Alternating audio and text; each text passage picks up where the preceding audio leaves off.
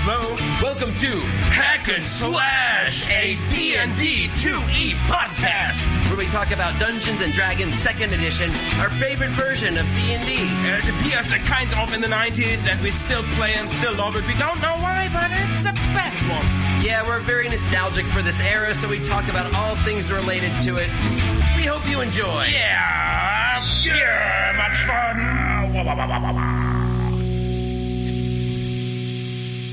Possen reißend, Witze machend, ich so manches Herz erfreu. Den Ball jonglierend, Feuer spuckend, unterhalte ich die Leut. Des Hofes König, Königin und ihre zarte Tochter. Weil ich der Narr des Hofes bin, ein Clown, ein Ausgekochter. Das Kind des Königspaares ist es, welches mir den Kopf verdreht. Bin schwer verwirrt, wenn ich ihr Antlitz, ihre Schönheit, Anmut sehe. So kam es, dass ich, obwohl ich vom Stande lange nicht berechtigt war, um ihre Hand anhielt beim König vorsprach, ich bin der Narr. Meine Tochter willst du nah, wenn Herrscher würden alles geben, sei König mit Gold, Land und Volk, dann sollst du mit ihr leben. Ich bin der Narrenkönig, der König aller Narren bin ich wohl. Welcome to Hack and Slash! Welcome to Hack and Slash! Number 11! If you don't speak German, I hope you didn't just shut the podcast off. Oh, already. sorry, but when you speak German, then you understood. Well, you've been getting most of our, I think, people paying attention to us lately. I've been doing none of that work, and you're a native German speaker, and so maybe you're connecting German speakers to us, and then they're excited to hear their own language. And also we teach the people now German, like every episode, now they have 10 episodes gone, so I hope the English speakers speak German now well enough. Or maybe the English speakers listening were like, what the fuck was that? What was that? Welcome to Hack and Slash number 11. That's Welcome. Jake, that's fucking Hack, that's fucking Slash talking, Flo, hello. Yo. That was Schandmaul. Okay, Schandmaul, Schandmaul. this medieval band with the song Narrenkönig, the king of the Jesters, Yeah.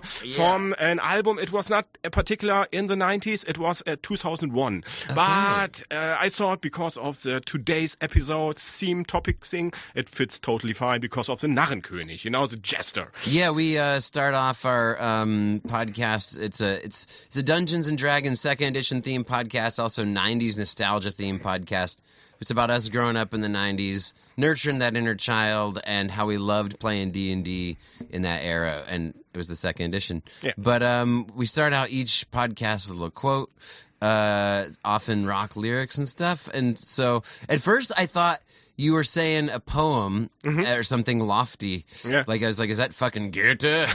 And then I was like, no, and you know what? I think this is actually one of these medieval German rock bands. And I was right. Yeah, Nice. it's Schandmaul. Yeah, it's super nice, and I grew up with them, and I always played them. Yeah, I know Schandmaul, dude. Yeah, Well, for sure. I know Schandmaul. And I think also, also our English speaker viewer people should listen to Schandmaul once, even if they don't understand the words. It's nice medieval music. It's good shit, dude. When you love medieval rock music, it's like punk rock, not really punk rock, but it's rock and roll. I think it's pretty punk-ass shit, dude. I think Schandmaul's punk as fuck. Yeah, especially the old ones, and especially the drummer comes from an old punk band. So yeah. But I know what you're saying, dude. You don't have to speak the language to enjoy the music. When I was way back before, Rammstein, fuck you. Yeah, everybody loves the Rammstein, and they don't know what the fuck they're talking about. I don't know with my line against this technic stuff, Yeah, well, whatever, dude. Just, it's okay, I think, Yeah, you're spiked out. Calm down. Oh, God. I'm so excited because finally we can record these. I mean, today is the last Friday of the month, and we both get sick over April. Yeah. And so we had to cancel 2 times, 3 times, I don't know, and now we can finally record these, and today it was also bullshitty with the technique. We've worked so hard to get this fucking podcast to you folks. First off, we were going to record the beginning of the month and then launch at the end of the month. That's usually what we do, just to give ourselves enough time in case something happens, and it did. I got sick as fuck, and then we were like, okay, we have to record in the middle of the month, and then I got sick. Flo got sick as fuck. And we are both busy. We're really busy motherfuckers, even though we do sound like total fucking bullshit slacker morons, I think, a lot of the time on this podcast. But we're actually really busy, ambitious people. Yeah. And, then we're like, when can we record? We both got sick on our dates. Yeah, and I'm still not completely recovered, but I said, come on, let's do it Friday. And you said, yeah, cool. Then it's the last Friday of the month. We record it, So we kind of we're recording on the day that we usually launch the podcast. We usually launch it the last Friday. So we show up, and then I'm like, I got some plans this evening, in the early evening, but we can do it in the later evening. Mm-hmm. So we came over here, and then I was running late. We got here at like 10 o'clock. We were supposed to do it 9:30. And then we're like, okay, let's set up. We got all excited. We set up our little diorama, which you can check out on Instagram. We always set up some shit to inspire us. And, photos and books and stuff and a little diorama. We got all set up, and then it was like almost midnight. We're ready to fucking record the podcast. Really late already, and then this fucking shit melts down this goddamn computer! Oh yeah, let it out. I fucking hate it! That's a jester for you. Oh yeah, cool. I'm so angry at the fucking computer! Well, now Jake is raging. Sorry. Raging against the machine. Literally raging against the machine. Yes, it I'm happens. authentically pissed off at this fucking piece of shit. And it's good that you let it out. We like it. Damn it. We are honest persons. Oh, Cheers, dude. fuck. Cheers, dude. Now we can record and fuck off the technique. We are 90s kids, We love the old cassettes. I just, when I was a kid, I had a little recorder. It was you so press easy. A button, it was so you good. You speak into it, you could fast forward it or slow it down. And it was so funny. And you can, it was the best. Yeah, and can use it like hundreds of times, and put new songs on it. It was so beautiful. You made the mixtapes. And then you have a salad of this black wire stuff, okay, then it's broken, but then you see it's broken, You see it. You can see the it. brokenness. And you know what you can do. Sometimes you can rewire it. Wired the tapes. Or if that is not working, okay, then put it to the trash and got a new one. But with this whatever. With the computer, we're like, what is wrong with this? Whatever. You look at the tutorials online and nothing works, and you're like, what do I do? I'm not a computer guy. I can't go into the machine. Fuck off, dude. We are here for having fun. I did want to mention one thing. Speaking of fun, me too. I hope everyone enjoyed my passionate rage. By the way, it was intended to be entertaining. It was. It was a little bit frightening because you looked like the Hulk and getting green. That's just because I have radioactive. Okay, that's problems. Fine. That I spelled out so much. It's difficult for me, but okay, whatever. Just turn your volume down a little bit. We can fix it, and we get our tech guy on it. Michael will fix it. We have a friend who helps us with the tech because we're not good at it. Michael, lovely greets to Michael. By the way, because of today, and we record that in April, I think everybody is coming with this April's Fool's thing on the 1st of April. Normally, I had a big plan for this thing. Yeah. I wanted to prank you. Jake, you specific. I had a plan with Michael together. Michael should knock on this door and pretend he would be a German cop. And what? Knock, you were gonna prank me? Aufmachen. Yeah, I wanted to prank you so bad. And you guys planned that? We planned that. And Michael wanted to show. I asked Michael if he would do that, and he said, "Yeah, just because I want to see Jake's face." But he couldn't do it today, because we had to cancel again. On the second date, he could do it, and on the third date, oh my god, you guys were planning a Jesus. Yeah, our double sicknesses ruined your prank. Yeah, man. I really wanted to. I would have loved to have seen what I would have done. I don't know. I think it's genius or not. I know you hate the cops so much, and you are kind of like, fuck, cops on the court. I hate U.S. cops, to be clear. Honestly, if we were in the U.S., I'd be ready for I'd be like, we're gonna die. I'd be like, I might actually think we were about to get shot because those guys really love to shoot people. I would think. Perhaps my white skin is the only thing that's going to save my life tonight. Of course, you were surprised and what the fuck? Oh yeah, but if it was the German cops, I would 100% automatically assume it was a noise complaint from the neighbors. And I would say, oh Jake, it's the cops, but I think you should open because it's your rehearsal space. I would, and then we had Michael as a guest for 5 minutes or something. I wouldn't be afraid. In the US, I would be afraid. Yeah, for sure. I'd be like, they might shoot you, dude. Mm-hmm. It's like there's not a dog in here. That fucker's dead. They love to shoot dogs over there. God. But here, that's really one of the reasons I like living in Germany. Is I'm like, yeah. I mean, the police are ACAB for sure, dude. Yeah. Like, but they're a little less B over here. Especially when you're white. When you are like... Yeah, that's universal in all, I yeah. think, European and North American countries. Other than Mexico. But But in Canada you got and not U.S. shot so easily here. For sure not. Not yet. And I would just be like, you know what? It's probably a noise complaint, and Yeah. I'm just going to go field this. I would be like kind of annoyed by it and not afraid for my life. And that's part of why I love living in Germany, and I'm not kidding. But it would be so funny, because Michael also like, Flo, what should I say? Okay, I have to learn German a little bit for that. Blah blah blah. I say, You'd have to learn German. You have just to say, Polizei, aufmachen. I'd be like, wait a minute, that German person sounds Welsh. Because Michael Are they hiring Welsh cops in Germany now? They're that hard up for labor here. They're just really so funny. So, but because of our sicknesses, that prank get crashed. So I wanted to bring up another point of possibly what influenced my outburst of rage. Normally, when we record this podcast, what our little method is we come in without having drank any alcohol. Right. And then we have beers over the course of the podcast, as we're doing right now, having some drinks. Cheers.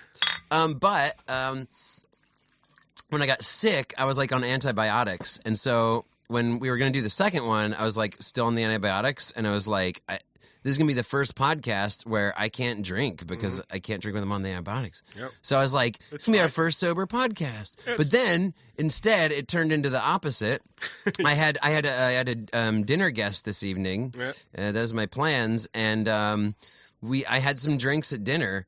So this is the first time instead that I've done a podcast where I've been drinking before the podcast. I also Extra drunk. Extra drunk. I drank one beer before, but I also got sick and I didn't drink 2 weeks or something, but I didn't feel that. I felt that beer in the afternoon. When Your tolerance went down. Yeah, my tolerance went totally down. That's why I just have 2 beers with me, because I think it's enough for today. I got so stressed out for this computer bullshit. I'm going to get fucking tanked on this podcast tonight. Nice, cool. I will watch you, dude.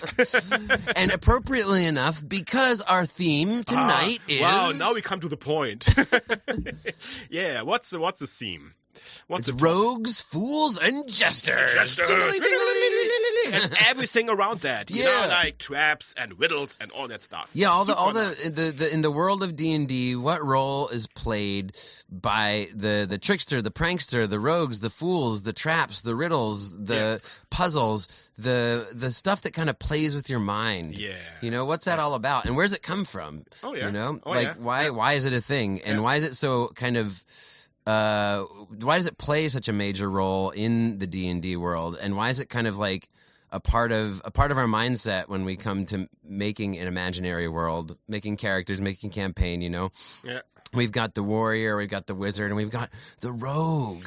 What is up with that? Why is he there? What's his thing? What does that strike in our fucking heads as humans that makes us really attached to it? So I love the thief class, the rogue class. You know, it's one of my favorite, when not the favorite. You told me on one of your many voice messages that you sent me today that it was your favorite. Were you shitting me? No, it's my favorite. I mean, also like the wizard, I love a lot, and I love also the dwarven fighter or something classic. But yeah, to play the thief is so creative and so many abilities you can deal with. It's just fun, you know. And I was thinking about like, what is my favorite rogue class? Have you a favorite rogue class? I mean, of course. Well, in second edition, there's only 2. Yeah. I mean, you know, 5th edition's a little different. The rogue is the rogue, but now I mean the thief class and then the kids. Oh, the kits. Yeah. You're talking about the kits. I'm Okay. talking about the Well, kits. I was gonna get into that, but so again, I think a lot of people listening probably just are, you know. I don't know. How many of you guys are actually like playing second edition? We always ask that question. Please give the How many answer. people are Yeah. actually Or- playing second edition? Or played it and still love it, maybe. Yeah. Let's play now 5C. How many people are familiar with it? Yeah. Like, maybe in this situation right now and in this moment, maybe I make now the shout out to the Insta people who are following us. wait, hold on. Okay, 'cause whatever, let's stick to the goddamn point for Yeah. once in our goddamn lives of this podcast, and then we will do that. But I do want to answer your question about the kits because I love the thief kits. Yeah. And And you are right. There are just 2 rogue classes, and that's the thief and the bard. But then there are the kids. Yeah, to explain to the viewer, that's why I was wondering, viewers, do you know second edition? So if you don't, let's assume people don't, because who the fuck knows? Most people are familiar with 5th edition. Don't listen to these podcasts when you don't know. No, don't tell people not to listen to podcasts. I thought you were trying to promote the podcast. You're bad at promoting it. Sorry. Reverse psychology. I get it. Reverse psychology. Very clever. Very fucking clever. Social worker. But I think just to explain how it works, if they're not familiar with second edition, there's like these 4 main classes. There's the warrior, the magic user, the priest and the rogue. Yeah. And then there's subclasses. Yeah.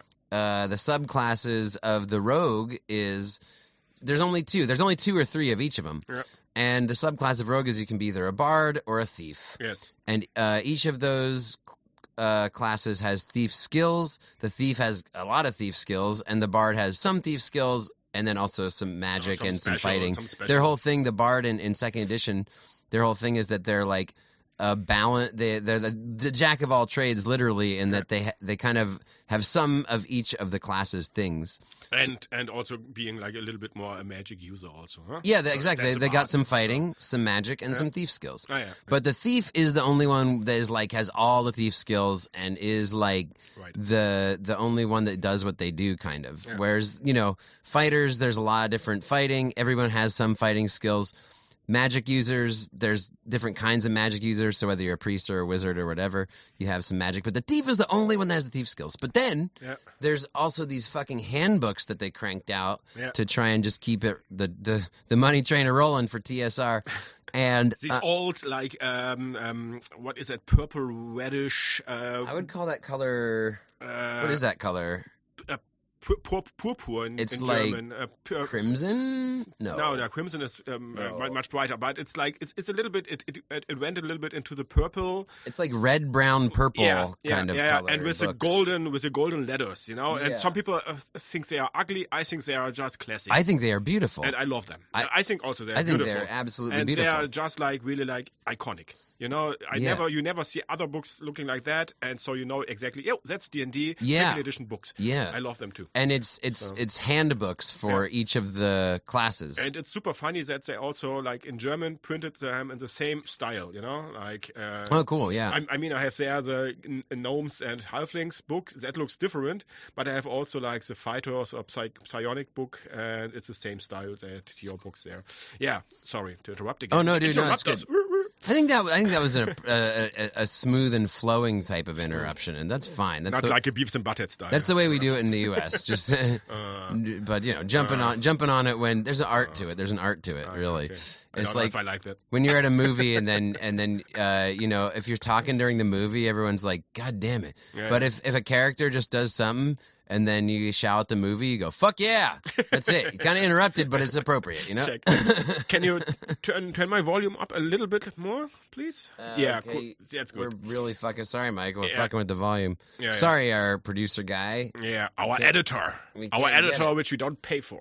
Whatever, dude. It's our magical man. I consider him the Gandalf of our team. Magic Michael. He's the magic. He's not the Magic Mike, but he's a Magic Mike. Yeah. Okay. But the Thieves Handbook, so you asked me what kit I like. Yeah. What's your most, or one of the most loveliest favorite thief kits? You know what's cool? I was going to bring up that in the Thieves Handbook, there's 3 kits in there that I think have been actual classes in other editions of the game. I know which one exactly. There was. Tell me. Swashbuckler. Okay.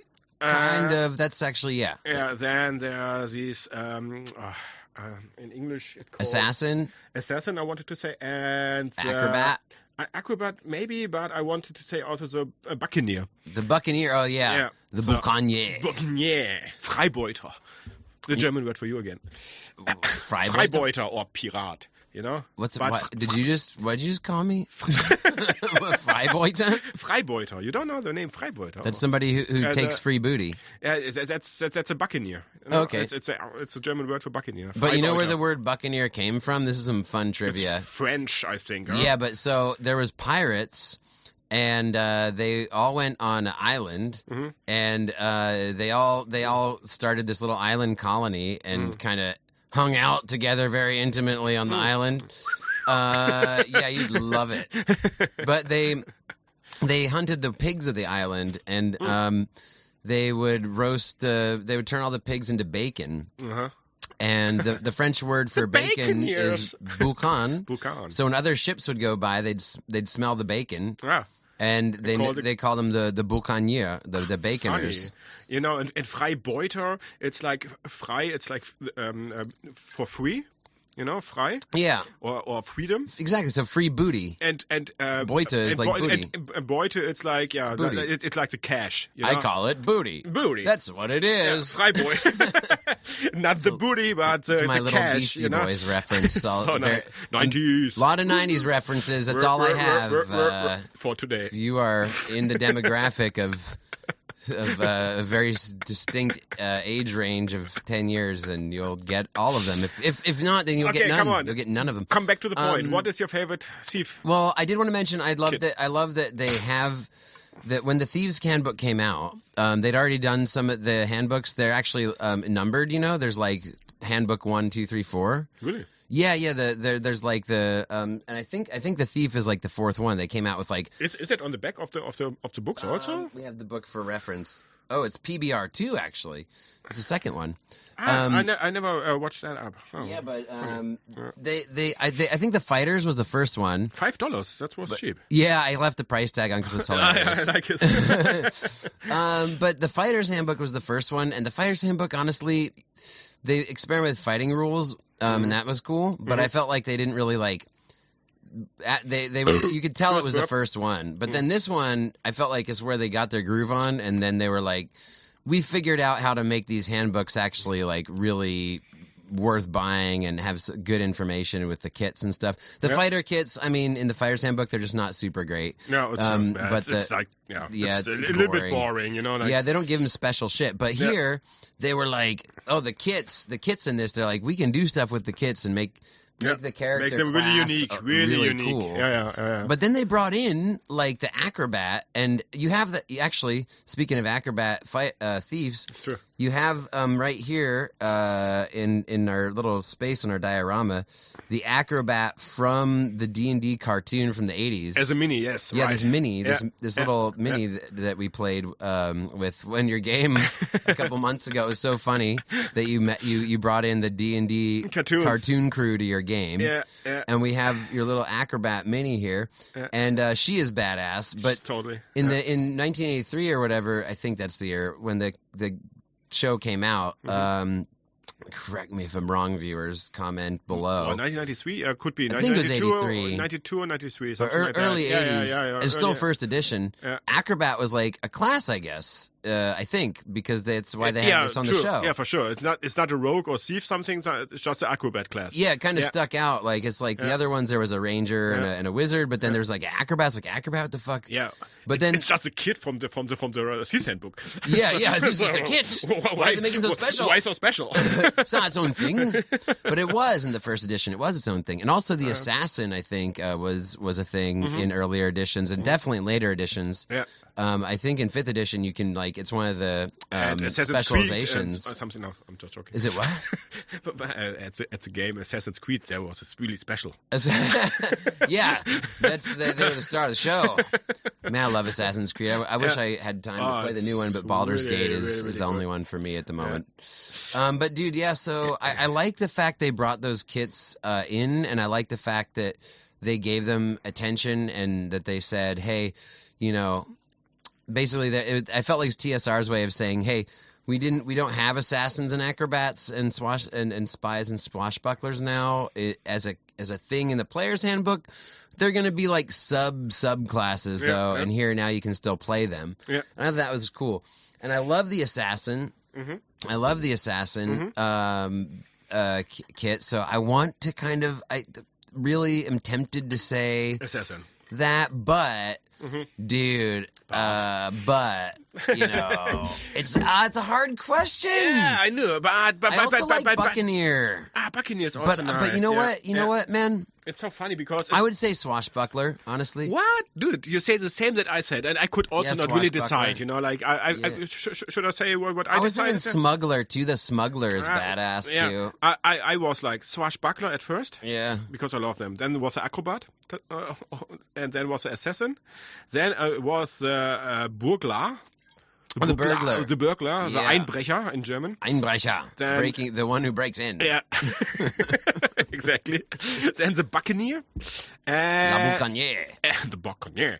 And then I watched, like, you know, the combo of class and race. It's always like special in D&D Second Edition, I think. And also, like in all the editions, I think it was. In the Fifth edition also, but I think in Second it's even more special because of like how many pluses you got for example as a halfling thief. And I love this combo of halfling and thief. Yeah. So it is the best. It's the best, and I love to play that also. And it's classic. It's cool. And we came to one classic history stuff about that in a minute, I think. But I was looking up at the halfling handbook and was like wondering which kind of thief kit is there. What I love the most, and it's the bandit. You know, like these, der Bandit. From the Thieves' Handbook. Yeah, okay, the bandit. Not from the Thieves' Handbook, from the Halfling Handbook. But there is then the thieves, and there I have also kits for thieves, for halflings. And there is a halfling bandit. Oh, I thought the bandit was a general kit for everybody. It is, but for the halflings also extra special for halflings. Wait, so there's three. There's a bandit kit in the halflings book. Yes, and there's two bandit kits in the thieves book. No, there's just one bandit kit in the thieves book. Oh, okay. The normal one, the normal bandit, and then in the halfling book is also one bandit. I see. They're banditing it up. They're like, let's milk this bandit thing. It's like a gang bandit. It's like a gang bandit. Gang bandit. So you don't need no stinking bandits. And I was never like really like into like this bandit stuff, but I love it as a halfling because it's so romantic and it's like a little bit like Robin Hood. You know, like stealing from the rich or stealing from the evil and blah, blah, blah, and build some traps and don't really harm people. Maybe just when they're really evil, but like traps like what is Fallgrube in English again? Fallgrube? This thing where you fall down like in. A pit trap? Yeah, pit trap. Yeah. Thanks. And something like that, you know, like not really, really harmful stuff, but then also got the money out of them. It's really interesting, like the story about the halflings and the bandits, and it was like, it's kind of romantic. There's this I love movie that. called Smokey and the Bandit, but like it's like Halfling and the Bandit. It could be a D&D I don't know that. parody. Okay. And that brings me, so yeah, my favorite is like the Swashbuckler and the Halfling Thief, and then maybe the Bandit, but just also the regular Halfling Thief without a kit. Yeah, without a kit. Yeah. So I just like that, you know, like this classic being small and really good, and in being quiet and hiding in shadows and backstabbing stuff and blah blah blah. So I love that. So and yeah, being a halfling, it's just how I feel in personal also. Well, you know, like I have hairy feet in real life. Woo! Some personal stuff from Flo. Any ladies or fellas who might be listening and interested to know. Fetish. But that brings me to the Little Hobbit. The Kleine Hobbit. I was hoping you'd get there, and if you didn't, I was going to definitely have to interject. But now that you have brought it up, please adjudicate. What's your thoughts on Bilbo Baggins, homie? Bilbo Baggins, come on. That's a classic halfling thief dude, you know, like, and I fucking think, archetypal. Yeah, totally. And J.R.R. Tolkien brought out there like the thief class and halfling class in the fantasy world, blah blah blah, and makes it cool and romantic and beautiful, you know, and brings in everything in this little book. It's not really has not many pages. We have it 2 times here in our diorama. Both times in German. This is so funny. We never know what the other person's going to bring for our diorama. We just say, hey, I'll bring some stuff and you bring some stuff. Yeah. And today we both happened to bring our copies of The Hobbit, dude, and they both happen to be in German. We have to make pictures from both together because they're different covers, you know. So it's beautiful. With our penises in the books. Oh, sorry, no. That was different train of thought. I'm sorry. Just forget that, everybody. Break. Cut it out. We'll edit that. No, we don't. No, we don't edit anything on this. That's part of our problem. He said penis. Well, then we'll have. I got me another beer. A small thing in a small book about a small hobbit. I feel like if we're gonna be gross, we might as well also be self-deprecating. So, like, that's my strategy, dude. To deal with that. But I wanted to mention Bilbo. Yeah, Bilbo. I love him. I love him. I have him. Cheers to Bilbo. Cheers to Bilbo. Cheers to J.R.R. Tolkien and all the Lord of the Rings stuff, of course. And for creating a genre, practically. Yeah, and I brought also today this little mini from Bilbo Baggins here. There he was older than in the books, I think. Yeah, it's old Bilbo. But it's not super old Bilbo. It's not 111-year-old Bilbo. No, it's true. Maybe... Yeah, but he had also the... I know. The ring is in. I think it's book Bilbo, honestly. Yeah, it's true. Your mini you painted of him? It's right. It's book Bilbo, it's book Bilbo. But he had also his book with him already, so he wrote it. He wrote there and back. But he was writing there and back again while he was on the adventure. True. He could even be just fucking anywhere on the adventure of the book, writing the book and having the ring in his hand. And... ring in his hand. And that nice coat. God. But, and Hobbit, Bilbo Baggins, what I think most people love the most in that story is where he met Gollum.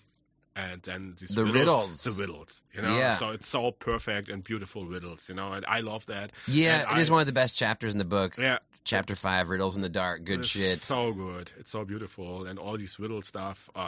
And I love to bring in riddles. And as we talk about that, I want to... wait. Let's... Okay. Do we now? I'm too fast. We're at a crossroads. We're at a pivotal point of this folks, we don't plan none of this. Our entire podcast is spontaneous and chaotic, and because we're chaotic good. So we got a good podcast, we hope, but it's also very chaotic. This is dude, should we take this conversation in the direction of riddles, or should we take it via Bilbo Baggins in a discussion I'd like to have about why and how we got into the game via the thief class and my personal love of it, what I have. Let's save the riddles. Yeah, I feel like it's less related because we're talking about Bilbo, dude, and I got so much to say about that fucker. I just read down here my red thing, and I forgot something. Your red thing. Your roten Faden. Your red thing's very... You're like... Red thing. No, Red Dragon. No, not red. I read something that I wanted to bring, and that was like gifts for you for your birthday, but I forgot. Oh, you forgot to bring my birthday? Because we were going to have this podcast originally recorded. Like, damn it. I got sick, and then my birthday was canceled, our birthday D&D session. And I wrote it down. We were going to watch Princess Bride. I have to bring it tomorrow. We're going to play today. Tomorrow. Tomorrow we're playing D&D. Tomorrow we're playing D&D. And then you can bring my birthday present. And but I wanted that you open them here. But whatever. And also, when you give me my birthday present, if you don't mind, I'm gonna. If you ask me, if you should ask me, do you want to have your birthday present? And I'll say yes, because it's my birthday and I want it. I want my precious. It's my birthday and I want it. Yeah, okay. Gollum's birthday. Gollum's kills that fucking guy. Dude, we are little golems or goblins. Shout out to Felix in the last episode. Yeah, dude, for sure. Check out our Insta for some badass goblin graffiti art of us. But now we digress.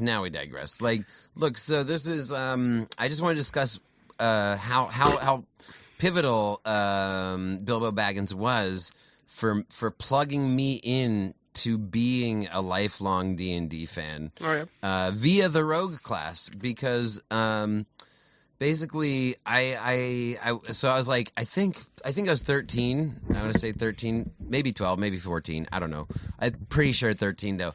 And as we mentioned on a previous episode about music, we're talking about musical tastes, and I'd read this crazy some stuff online, and I also heard on some other podcasts where like when you're 12 to 14 years old. Oh, yeah. That's when you form your musical tastes, and then I posited the idea, isn't that also maybe where we form all of our other tastes for everything else? Mm-hmm.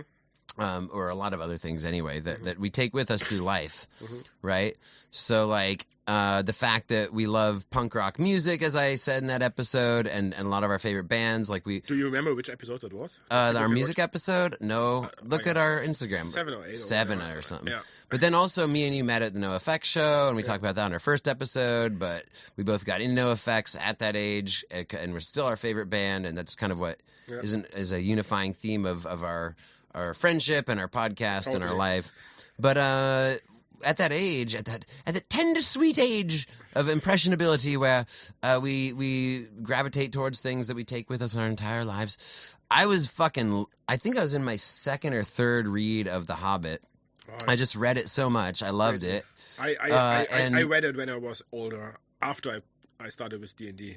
After you're a post D&D hobbiter. Yeah. But I went. I loved it, and we played Hero Quest, you know.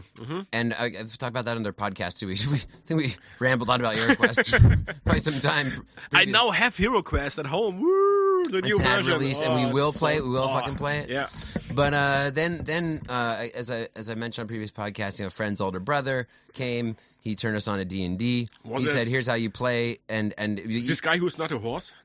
No, but you do remember it was the other Brandon. It was Brandon. It wasn't Brandon who's not a horse. It was not a horse. It was Brandon who talked like this with a lisp. Yeah, and we made fun of him. Yeah, it was mean little kids. It wasn't little shitters. It wasn't fun, cool Brandon who wasn't a horse. It was shitters. Mean. It was Brandon who had a speech impediment that we kind of made fun of. But he was older than us, so we couldn't make fun of him too much. And because he was older, he was our friend's older brother, we kind of respected his authority, and he turned us on to D&D, so that dude was badass. Okay, cool. In the end. Cool. Way cool. Okay. And even with these speech impediment? Dude, your friend's older brother, you don't fuck with that shit when you're fucking 13. It doesn't matter how fucking speech impediment-y they are. I'm just kidding. You know what I'm saying? You know, like, I will not say the R word anymore. So. Yeah, we retired the R word. I'm thankful for it. Yeah, me too. We decided that I'm not going to say anything this podcast that I wouldn't say on stage. Yeah. So that's kind of my rule with it. I will say the R word. You know what? It's Always Sunny in Philadelphia did is they replaced the R word with donkey brains, and I love that. Yeah. So let's just say donkey brains. Donkey brains, nice. The thing is, I just translated the R word into German, and then I realized, okay, in German I never used it because it's so offended, it's so mean to use that word against persons. And then I was like, okay, it's the same in English. Fuck off. So Flo, why you say it all the time? It's bullshitting just because it's 90s. No, it's not cool. So fuck it. Yeah. So that's what I mean. Like I'm glad you came around because I was never comfortable with it. So if you are a listener of our podcast and maybe you listen to other episodes, it just took us like 10 those guys, 10 or 11 episodes to get here to being more PC. In 20, yeah, we were. But I still say it privately though. Honestly, what? Yeah, me too. I mean, you know, but don't say that on the podcast. Oh, too late. We have to edit it. Oh, Michael, sorry. I'm not a fucking bitch. So like, I'm just a public figure and a performer and a man who doesn't really want to offend people if they don't need to be offended if they're nice people. I also say so many words, you know, like whatever. Yeah, come on. The point is, Bilbo Baggins is the point. The Bilbo Baggins, dude. Bagging. Leonard Nimoy, do you know this song? Bilbo Baggins. In the middle of a shire is a No? Leonard Nimoy has a bitchin' song about Who's Bill that Baggins. again? That was Spock. Spock. Right. Yeah. Okay. Yeah, you can go on YouTube and find a music video from the '60s from Leonard Nimoy's show where he's singing songs about Bill Baggins. That's way too far away. Dude, it is rad. You know, though. like we are in the 90s here, so 60s. I was not born. You can still appreciate things. Whatever. I'm just D&D was invented before you were born too. You love that. Just silence. Just saying. So I loved Bilbo, but the thing is, I loved when I was 13. I loved a lot of characters, not just Bilbo, who embodied the rogue archetype, and that's kind of what I want to get into a little bit in this podcast. Is the archetype of the rogue, like why when we play D&D, the characters that we choose and the characters that are available for you to play, most, if not all of them, are representing this like Jungian archetype. They're representing this image in our heads. They're representing this like picture of this kind of idealized version of ourselves in some way, shape, or form. The barbarian, the knight, blah, blah, blah. the barbarian, the wizard, the sage, you know. Yeah.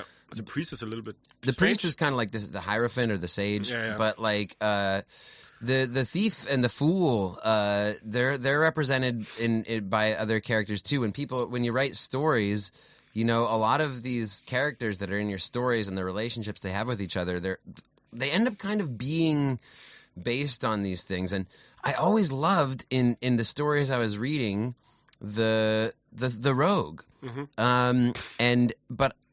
so in the case of The Hobbit, he was the star of the book. He was the main character. The rogue was the main character. Yeah. I also fucking loved Eazy-E. He was from NWA, but then had his own. After NWA split and all those guys went solo. You know. Well, I loved Dre, Nothing But a G Thing, and then he did that with Snoop Dogg, and then I got into the other NWA dudes, and so much more into that than me. Yes, I love the names, but Eazy-E, we listened to his album all the time, and he had this song called "Any More Questions," and it was like an interview song where like it was so badass, and I love the art of it too. As a performer, as a musician today, as an actor. I still look back. I've been listening to it all week, actually, in preparation for this podcast, and just digging it, is fucking loving it, and getting that nostalgia from it. I see. Where even though it's not very good, like the content is like pretty misogynistic, you know, and shit, like as all gangster rap was from that era. Yeah, for sure. But like maybe MF Doom not. But... We're NPC, and so is he, and non politically correct. But he not play our characters, you mean? Yeah, well, that's a play on words that we like to employ here on Hack and Slash. But he had this song, Calling More Questions, where he really like it was a story song, and that's what I love. I love stories. Yeah, but what is the connection to the rogue? Because in the song, he talked about being a thief. Ah, okay. And he talked about he had this verse like. About going and like breaking into someone's house and looting, and I loved that. It's so funny. Like today in these modern times, like thieves are like the evil guys. You know, like they are bad. Yeah, yeah, they are bad. Of course, you don't want to have someone stealing stuff from you. Of course not. They're bad people. Evil assholes. You don't like that. Yeah, but in these fantasy games, they can be good persons, you know, like Robin Hood, or like also like the romantic pirate stuff, you know, the Freibeuter stuff, you know. So it's so nice. The fucking Bilbo Baggins gave that illusion in his fucking songs. In Any More Questions, he says like, you know, steal from the rich, hang with the poor. Like he says he's not Robin Hood, but he still is like kind of down with his people in the ghetto. You know, like he's still fucking. But I mean, even in riots, you know, in riot times when like supermarkets or something get robbed out. Like these what is it in English when looting. Looting. Yeah, thanks. So. What is it in German? Boy, I forgot it. Whatever. I forgot the... Fucking Scheiße machen. It's...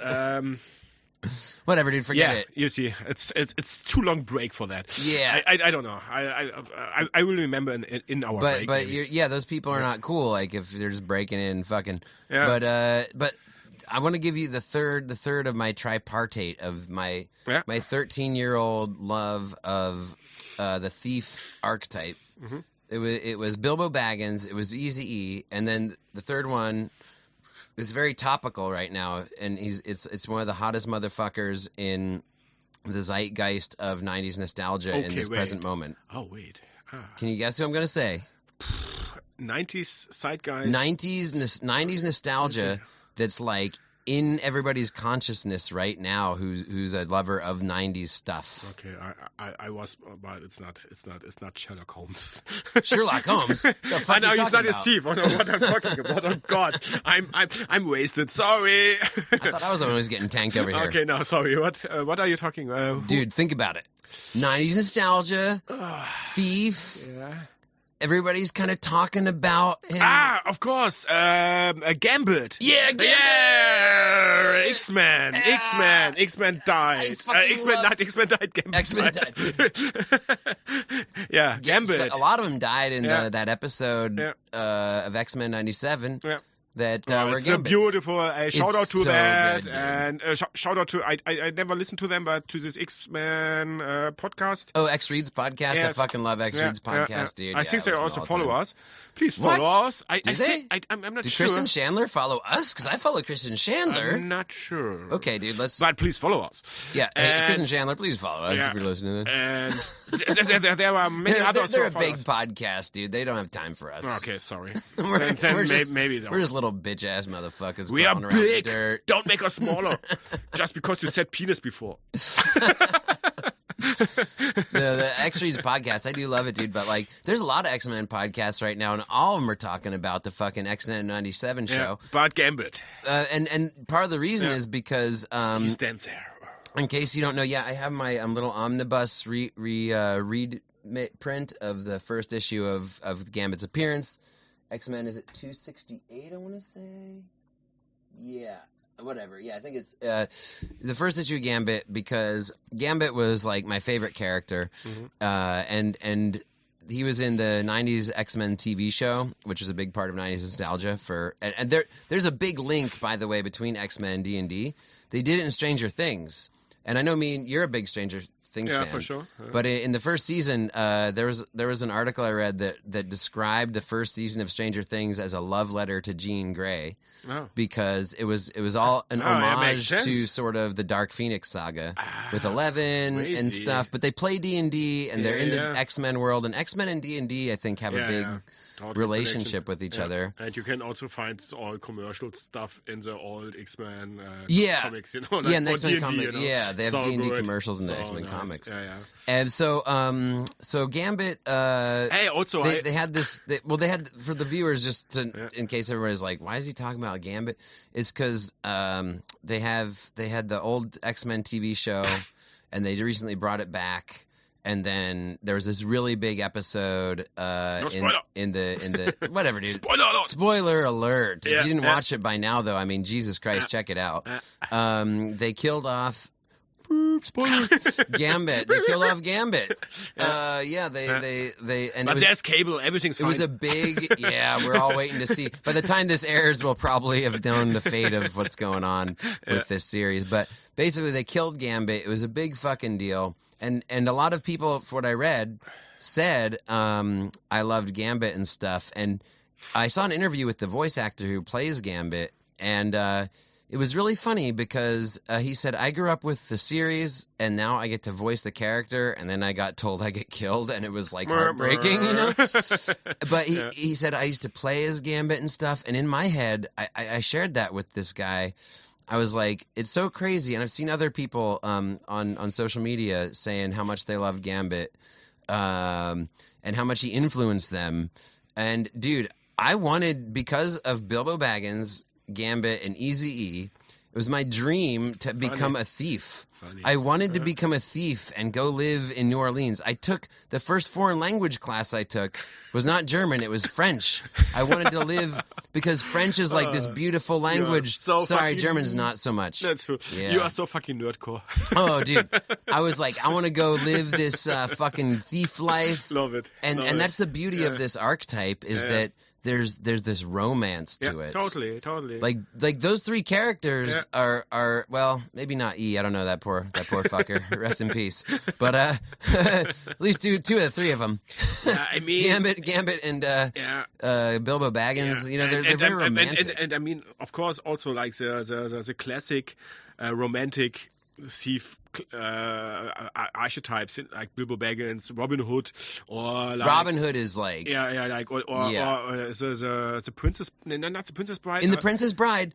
The you didn't watch it with me because I got sick on my birthday, but there is a swashbuckler character. I love him. But Indigo Montoya. Now, but I'm thinking about like this pirate queen movie. What was the name The of Pirate Queen movie? I don't know what the name in English, and I don't know the name in German. But it's about a pirate captain girl with her crew, and there are like these Freibeuter, these buccaneers.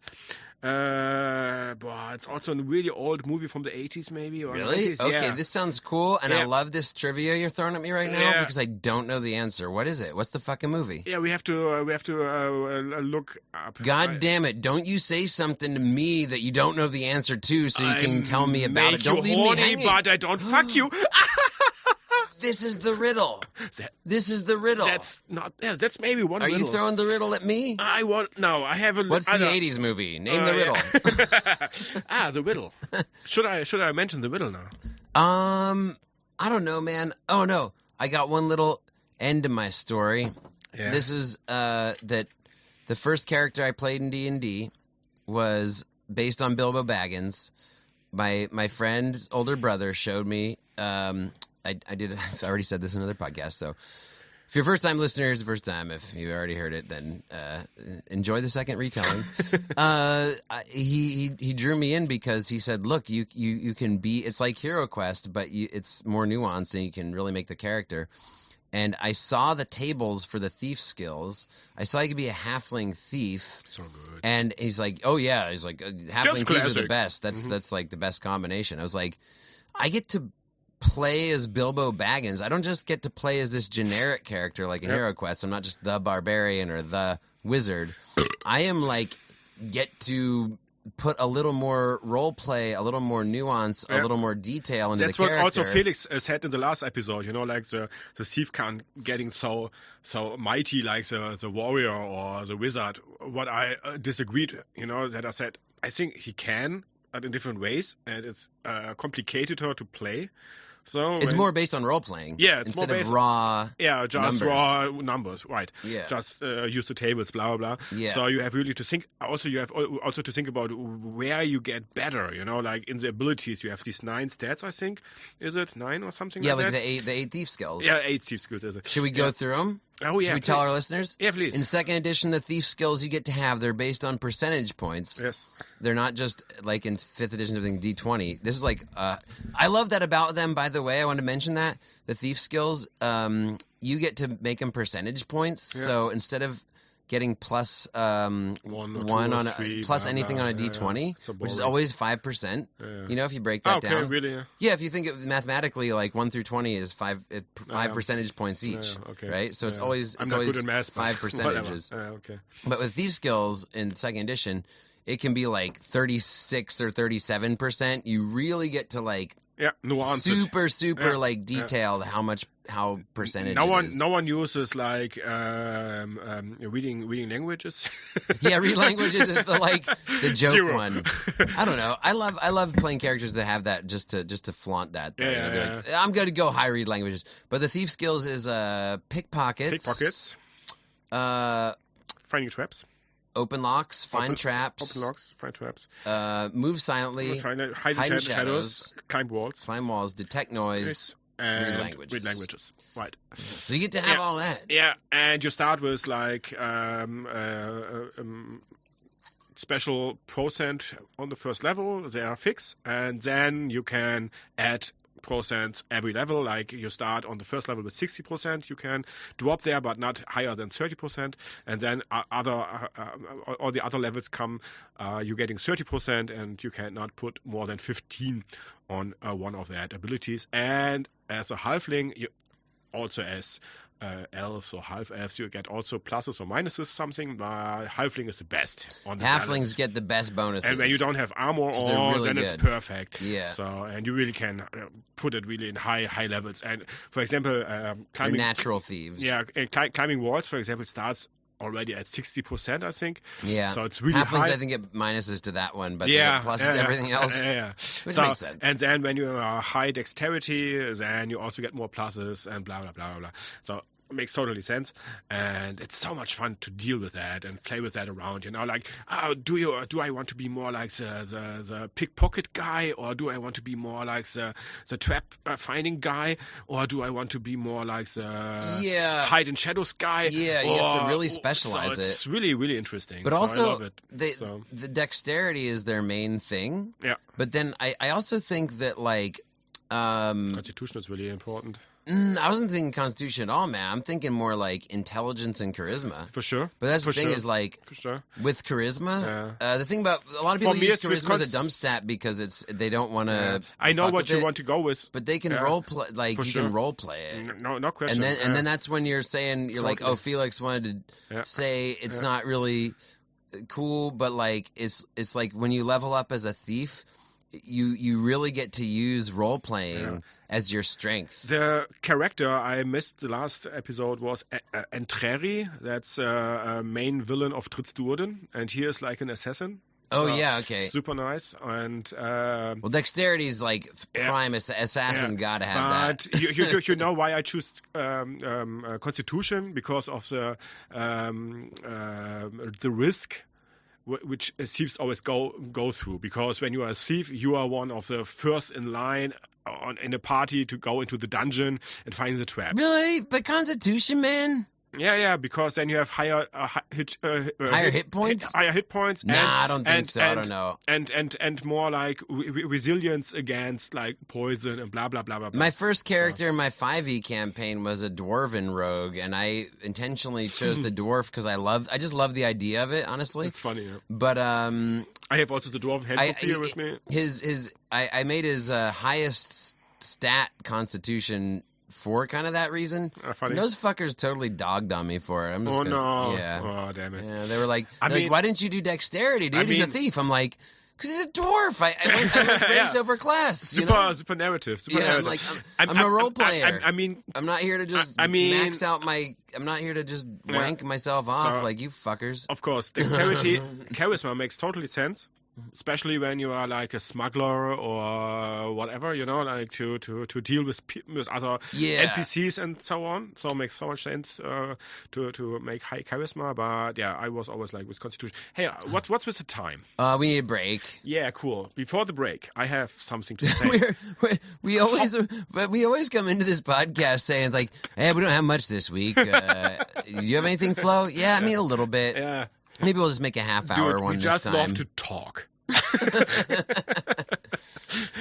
About D&D 2nd edition in the 90s and all this nostalgia shit. And before a bunch of other shit. Before we go into the break, I have a little thing for you to think about, and also to the listeners to think about. I hope it's not gross. It's super gross. What does everyone want to become? But no one wants to be. You don't have to answer that. What does everyone want to become but no one wants to be? Yeah, but don't give me the answer yet. Think about that after the break. I have one right off the top of my head. Yeah, but then say it after the break. No, we make a break. Okay. Normally before the break, I say something fucked up, and I just want to tell you, dude, I was up so late last night trying to make a map because for our D&D game. Tomorrow. But I thought one of our players would cancel tomorrow, and so I thought maybe I'd have to finish this map for our alternate campaign. And so because I was so like sick and out of commission this month, I was like, I didn't finish the map for our alternate campaign.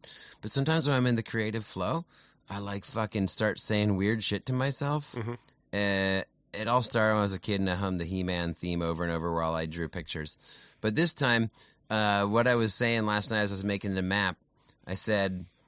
what I said over and over to myself is, I fucked her raw. I fucked her raw like a horse. That's right. I fucked her like a raw horse.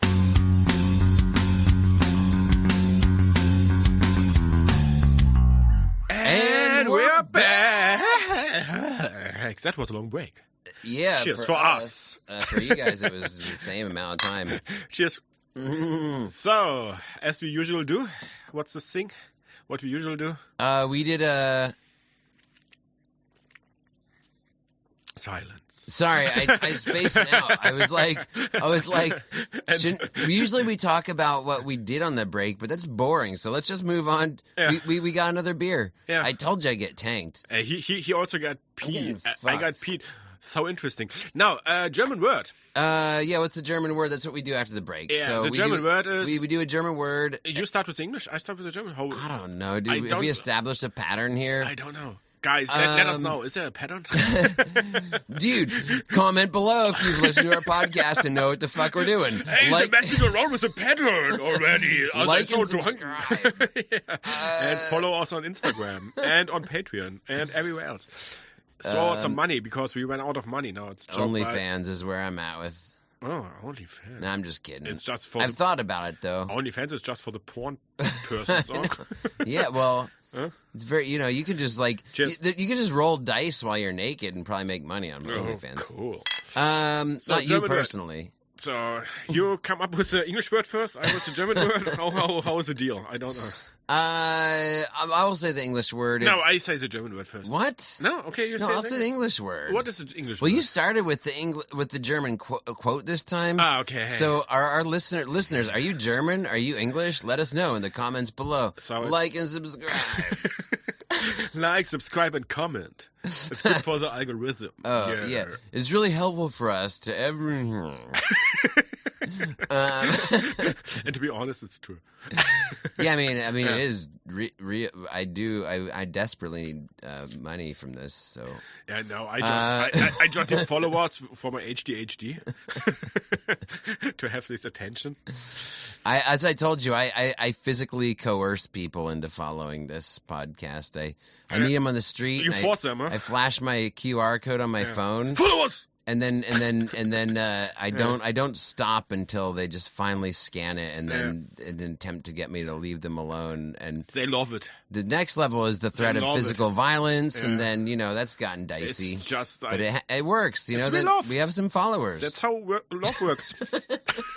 Just push the person which you want to love you. No, I'm just kidding.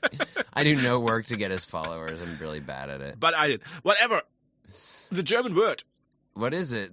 It's Hofnarr? der Hofnarr. Der Hofnarr. You make German? No, I make English. Oh, that's different. Okay, different. I told you I'm wasted. That's the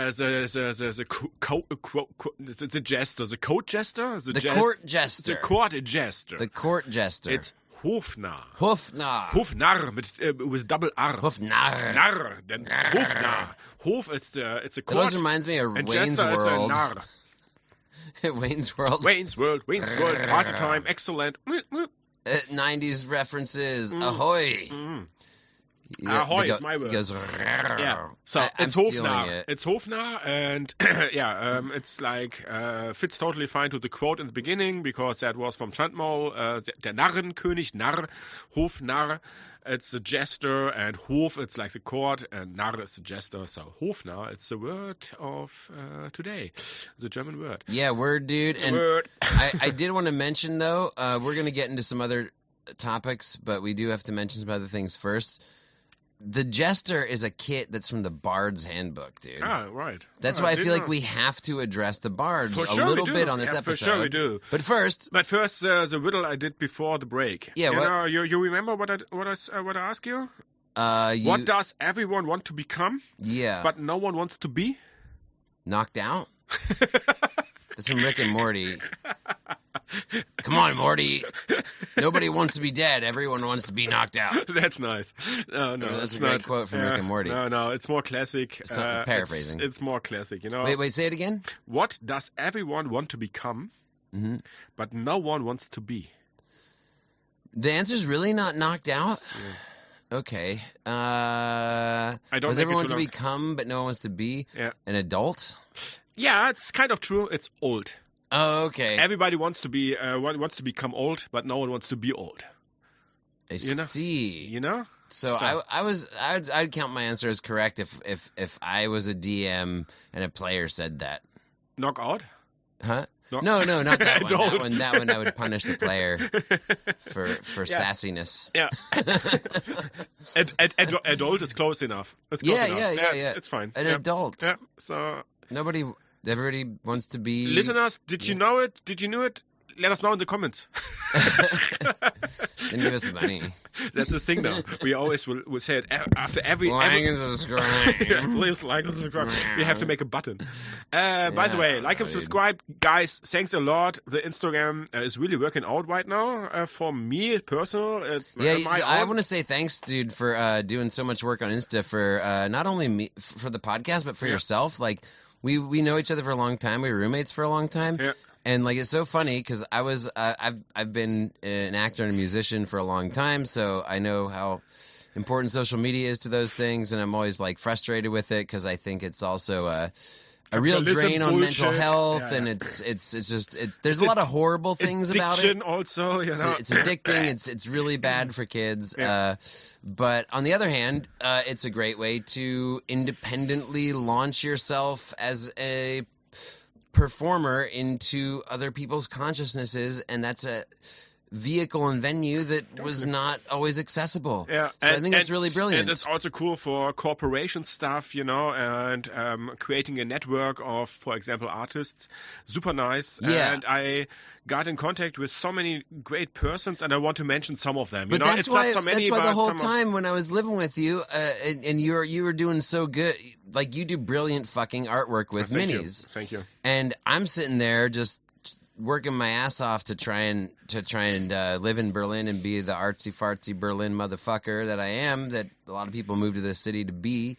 And you're just sitting there being the artsy fartsy motherfucker for yourself, for the joy of it, for the passion of it, for your own private love of painting minis. My parents said always to me, Flo, you have to make money out of it. And I said, it's just a hobby.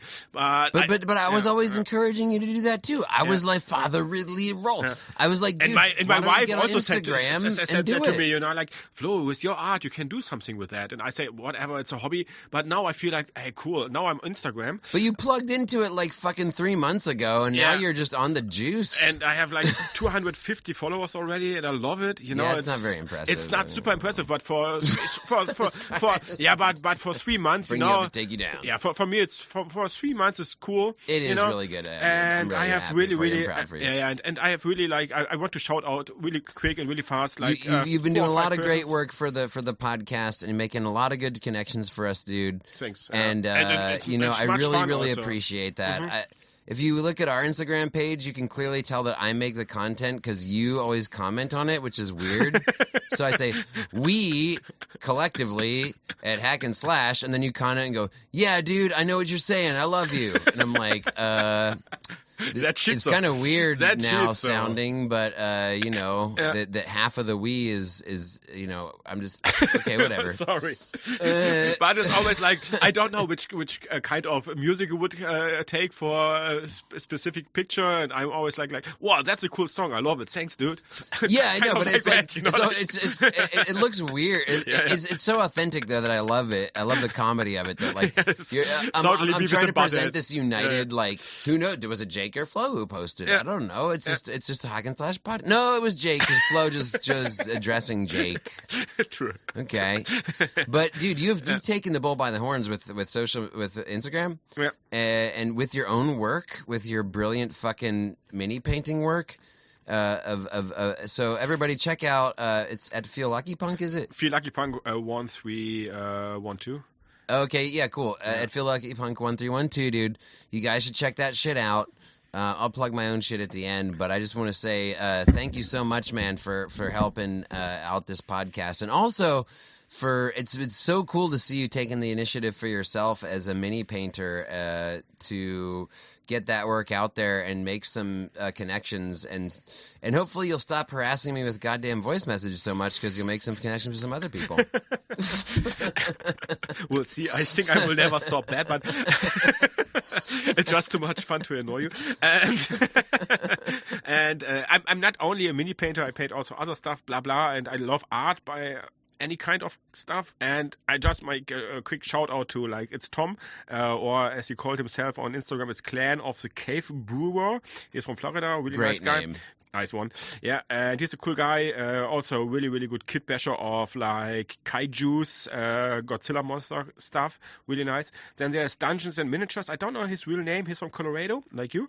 And he's a really, really nice miniature painter also, and like a punk rock guy. I like him a lot. Then there's Department of Wargaming. By the way, they all follow me. They all follow us. Also, Department of Wargaming, I think they are from UK. They were like, I think they were a couple. Oh, yeah, I saw that. That was cool, yeah. Yeah, and they creating like cool tabletop games, and I'm also in a little sign of them. It's really nice. Then there is Super Mega Color. That's Carsten. He follows me, not Hack and Slash right now, but he is like, he has a magazine for action figures and all these cool 90s retro stuff. And maybe we have an interview with him, and maybe we're gonna create something cool together with him. Then there is Ben Has Hobbies. He's from Berlin. Cool guy. He has the game Innocent Game, and maybe I'm gonna meet him once. Cool guy.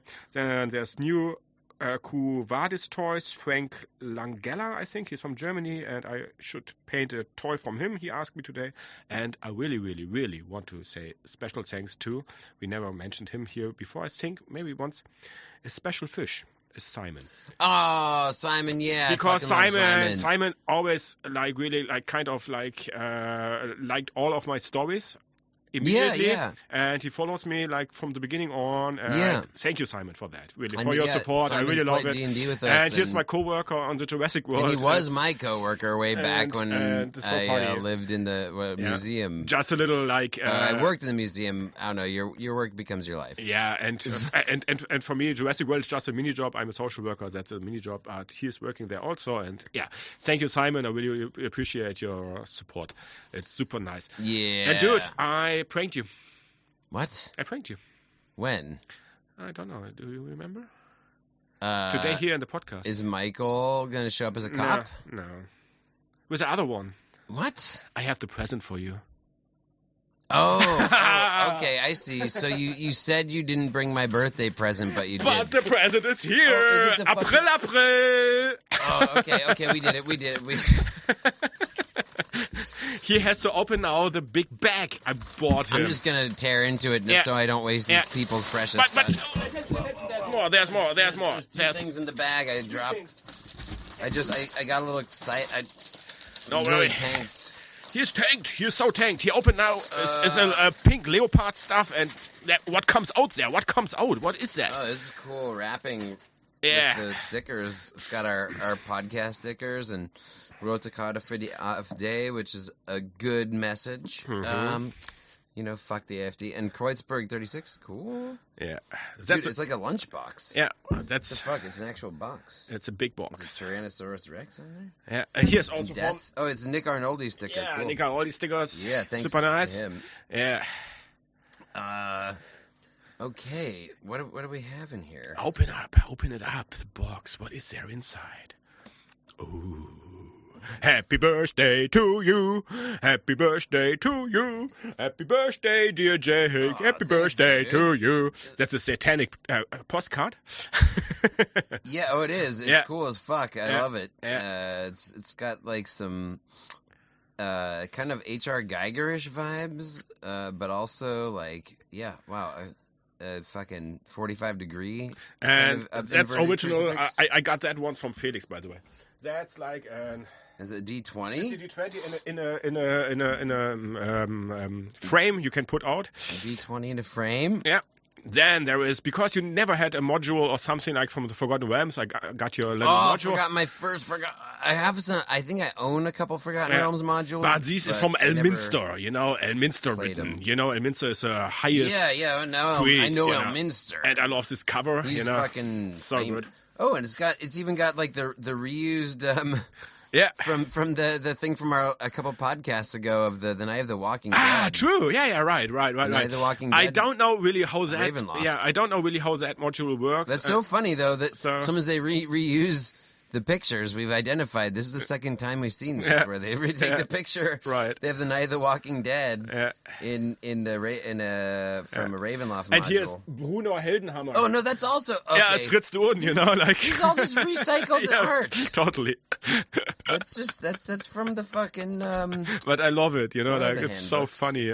That's rad. It's encounter tables, dude. Super cool. Yeah, that's one Looks of. like a bunch of Death Knights right there. Watch out for those motherfuckers. They kill you with one word. Come on, you have to look at that later. Okay, sorry. Yeah, I was getting really into Yeah. it there. And I'm quite interested. Yeah. There's more to come. There's more to come. Fuck? There's more. Oh, what is this that? Is the fucking one, as we mentioned on the previous podcast. Of course, Efreti is there. Yeah, the Efreti. Now I have to decide, do I open the action figure or do I keep it in the box? You will open it. I know you. Yeah, this one I'll open. Some of them I won't. Yeah. I bought the Goblin Queen of X-Men 97. I kept her in the box. You bought it or you got it? I bought it. Ah, okay. Yeah. I saw it. Mika wanted to give it to you. She ordered it and it never arrived. Oh no! But Because then I had a chat with her about that because she asked me if it's cool for you Yeah, as a birthday yeah, present. she told blah, blah, me, yeah. And I was like, yeah, for sure, it's super cool. Yeah. I think I'm not sure, but I think because it's X-Men and it's a red hair girl and it's a Goblin Queen. So yeah, come on. Yeah, it checks all the boxes. Yeah, but Efreti. You got me the Efreti and As you gave me in the last episode, right? Yeah. As we said in the last episode, me and Flo both had birthdays in March, and we, without knowing it, bought each other the same gift. Brother from mother, Which is, and it wasn't like a blender or something very nothing. generic. It was a very specific thing. It was like the Efreti Dungeons and Dragons action figure from Super 7, from Super 7. So And- really like, what the fuck is going on with our... But you that's have one half, I have the crazy other half. that Yeah. we bought each other the same birthday gift, dude. Dude, we are just insane. That's really crazy, though. I love it. Like that. I love you, dude. You know it. It's a magnetic Yeah. insanity. But there's more. There's one thing more what's really cool, and It's in the bottom. There's a lot of confetti, but I don't want to have to clean up the rehersal space. Yeah, It's you a have shared to already, space. I think. Everyone will get mad. Yeah. Okay, wait. I help you. I help you to pull it out. Yeah. I don't. It's really late, and I'm already drunk. Yeah, just hold it. I'm gonna drunkenly clean up confetti, dude. What is this? I sent it that on your birthday as a PDF. Oh, That's it's Dragon Magazine. from your birthday year and month. Whoa. It's so old than Did you you are. order that online? Yes. I just searched for it and got That it for wasn't you. too expensive, dude. Jesus Christ. Whatever. That's fucking insane, dude. Yes. Wow. Yes. It's the Dragon Magazine from my birth year, which a lot of people don't like saying when they're born because they want to pretend they're younger than they are so that they can. Yeah, whatever you are, what? You are 34 now. I'm 68 years old. Yeah. 69, you mean? This year I'll be 69 and with the woman on the cover of this magazine And the lizard. I'm married and that's all I have. It's so cool, huh? Wow, come on, I love it so much. It's so Yeah, dude, it's a real it's art piece. rad though. From 1981, March 1981. Yeah. I You was can have born you can have March a look inside, and it's from March 1981. Where did you born? 1981. Crazy, dude. Yeah. Oh, that's so rad. And then the It's- art will all be right there from that fucking year. Yes. That's so rad. Yes. Yeah. And there was a little bit more stuff, but you can have a look at that. Oh man, I have to clean up all the confetti now. I help you with that. I mean, Or just leave it here. Everyone else can clean it up. I don't know. I also that's- printed out. I also not printed fair. out that for you, Oh, whoa. and you can open it, and there are more pictures of our graffiti. Like in the back, you can open it, and there are more graffiti stuff. Whoa, dude. Okay. Wow. And here's for eine- our art wall when our friend Felix and Flo both painted a badass art wall of our podcast. I did nothing except show up for the pictures, and for that I was happy. And dude, and here's a little Wundertüte for you. A little Wundertüte with stuff inside. Jesus, dude, this is taking up a lot of time on our Yeah. podcast. Here's a little Palo Santo, and that's Okay. it. Come on, you have to. We make. You have so many birthday presents for me. Yeah, I love you. Is this the first time we met up since my birthday?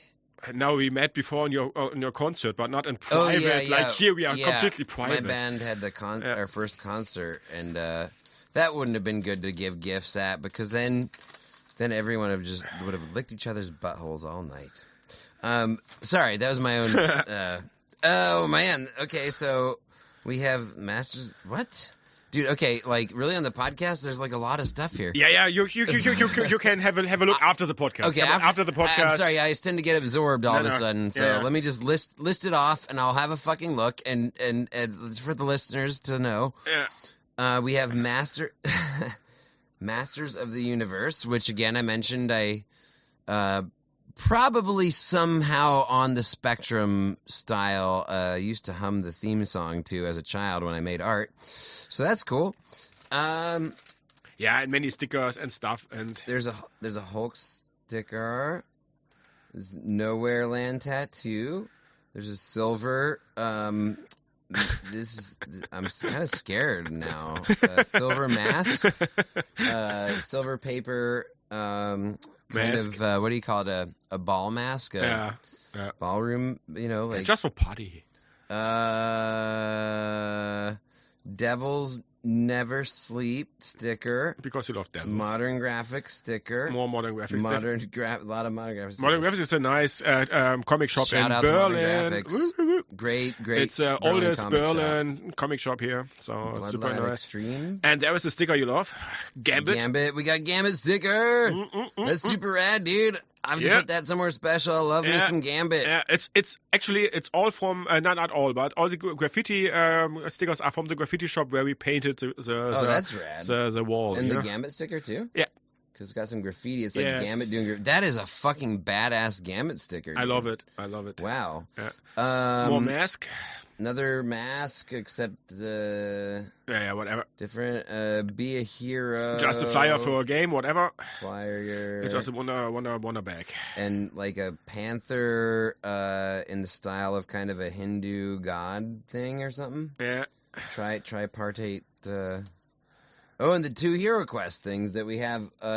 We have what for you? In our diorama tonight with action figures that were kit bashed, did you say? I'm not sure. Scratch built, kit bashed, whatever. So they are not real, but maybe they are real, but you can't purchase them. Hero Quest action figures from an artist girl on Instagram. Whoa, dude! Yeah, so many stuff.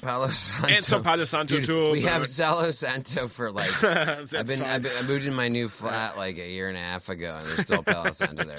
Okay, let's wrap it on. Come on. Whoa, and balloons. Okay. Yeah. I think we're gonna enjoy the post podcast session this evening and explore all that more. Cheers. Happy birthday nachträglich.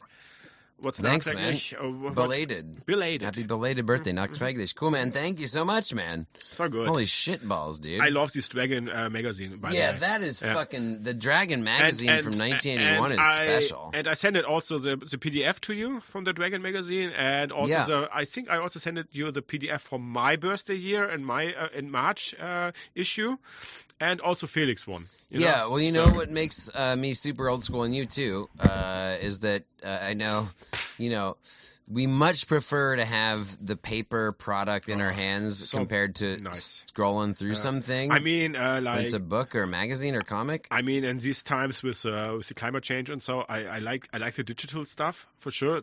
That they are there. But, fair enough. Yeah, fair enough, like for sure. an option. But I love to have things in my hands, like my penis and books, comics. Sorry, I'm sure you scroll through your penis frequently, but like to keep the seamia, like sleeve of wizard. Yeah. So like I fucking just love looking at comics and magazines like that before bed. But I don't like. I didn't look at the PDF, honestly, that you sent me of Dragon magazine. I totally because understand. when I'm on my computer or my phone, I'm kind of like looking at different media, if that makes sense. Yeah. I'm like looking at videos or articles, or if I am reading something, it's not really like a magazine or a comic or a novel. And a lot of people have tablets, and that's kind of replaced the books. paper for them. I'm just not there yet, and I hopefully never will be, but I probably will get there because technology catches up with you, as you did with Instagram. But I thought about to get me a tablet for like from November till February when I am in Southern Asia. Don't do it. Just bring comics. Yeah, I in will your bring backpack. I'm a backpack full of comics. I'm a really, really slowly reader, like, so I just need one little book with 100 pages and it will at least stay there for 4 months or something like that. And I love buying books in the place you're in. Yeah, dude. Just that's get what some I want. fucking- Yeah, that's what I want to do, like buying comics there then, like, Get so some it's so Southern cool. Asian comics. For sure. So, yeah. But, yeah, happy birthday, cool Thanks, presents. dude. Yeah, no, because I will. My point is, I will read that now. Yeah. I will fucking look at Dragon Magazine. And it's super You sent cool. me the PDF, and I was like, I'm so busy and overwhelmed and sick and just dying. Like, I don't got time for this. I'm making D&D adventures every spare moment I get with my life in the free time. Everything else is kind of like a creative ambition that is kind of work, like being in a band or whatever. Like, you got to work at that shit. If I'm just gonna be sitting back and relaxing with my computer, it's gonna be D&D adventure creation. Yeah. But I can't look at a PDF of Dragon Magazine. But when I'm before bed, sometimes I can't sleep, so I'm up for a while, and I will like be combing through that. It's gonna be rad. For example, I can't really read like digital novels, and I don't like digital comics. I have 1 or 2 on my phone, but what I can read digital and what's okay for me on a train or something is like rules for games, or like handbooks. So let me get this straight. You're a German person, and what you do digital for fun rules. when you're on a train is read rules. Rules. I read the rules. Okay. From Walkborg, for example. Yeah, dude. You're a German person we have who to reads rules on a train for fun. We have to make it quick because we are in timeline. Yeah, I know. We're almost at time. Yeah. So I wanted to. I had so much shit I wanted to say once again. I want to say one thing. It's like after the break, I wanted to mention is like the new D&D movie. Yeah. The name of it, you remember? Honor Amongst Thieves, dude. Yes. Do I remember? Yeah, come on. I don't know if you remember. I think it's like, do you know? It's like, this isn't from the past. You're like, remember that movie? But that movie is specific about thieves and rogues. Yeah. Rogues. So it's so cool, Yeah. and I love it, But I mean, the title was, but they, not all of them. I mean, there's it a was a generic D&D movie. Yeah, totally. But I love it that it's like the theme is around that. Like the original D&D movie though, the one from 2000. Yeah, it's more about thieves. The 2 main characters were thieves. Yeah, right. And then the movie was so incredibly overbearingly shitty. I feel like that was the kind of movie they went out their way to make it shitty. That's why I like it. It's so bad. It's so fucking bad. But that was just 2 thieves, and you're like, all right, it's a D&D movie. Finally, they'll have an adventuring party, and all the classes will be there, and then it was just 2 thieves, and then the black guy died. Yeah. It was like, this movie is really shitty. Yeah. What the fuck? Yeah. That's true. But Honor Amongst Thieves was like, it's about a heist kind of thing, but we have it's a D&D thing. It's a totally D&D thing. Yeah. So, what are you wanted to talk about else, I know, right? You wanted to talk about the Bard, I think, right? Yeah, well, here's the thing, man. Like, let's break that one down real quick. I got the Bard's Handbook here, and I love that, like, the Bard's Handbook actually has the kits in this one. As we mentioned before earlier in the podcast, if you're still listening, thanks for hanging in there.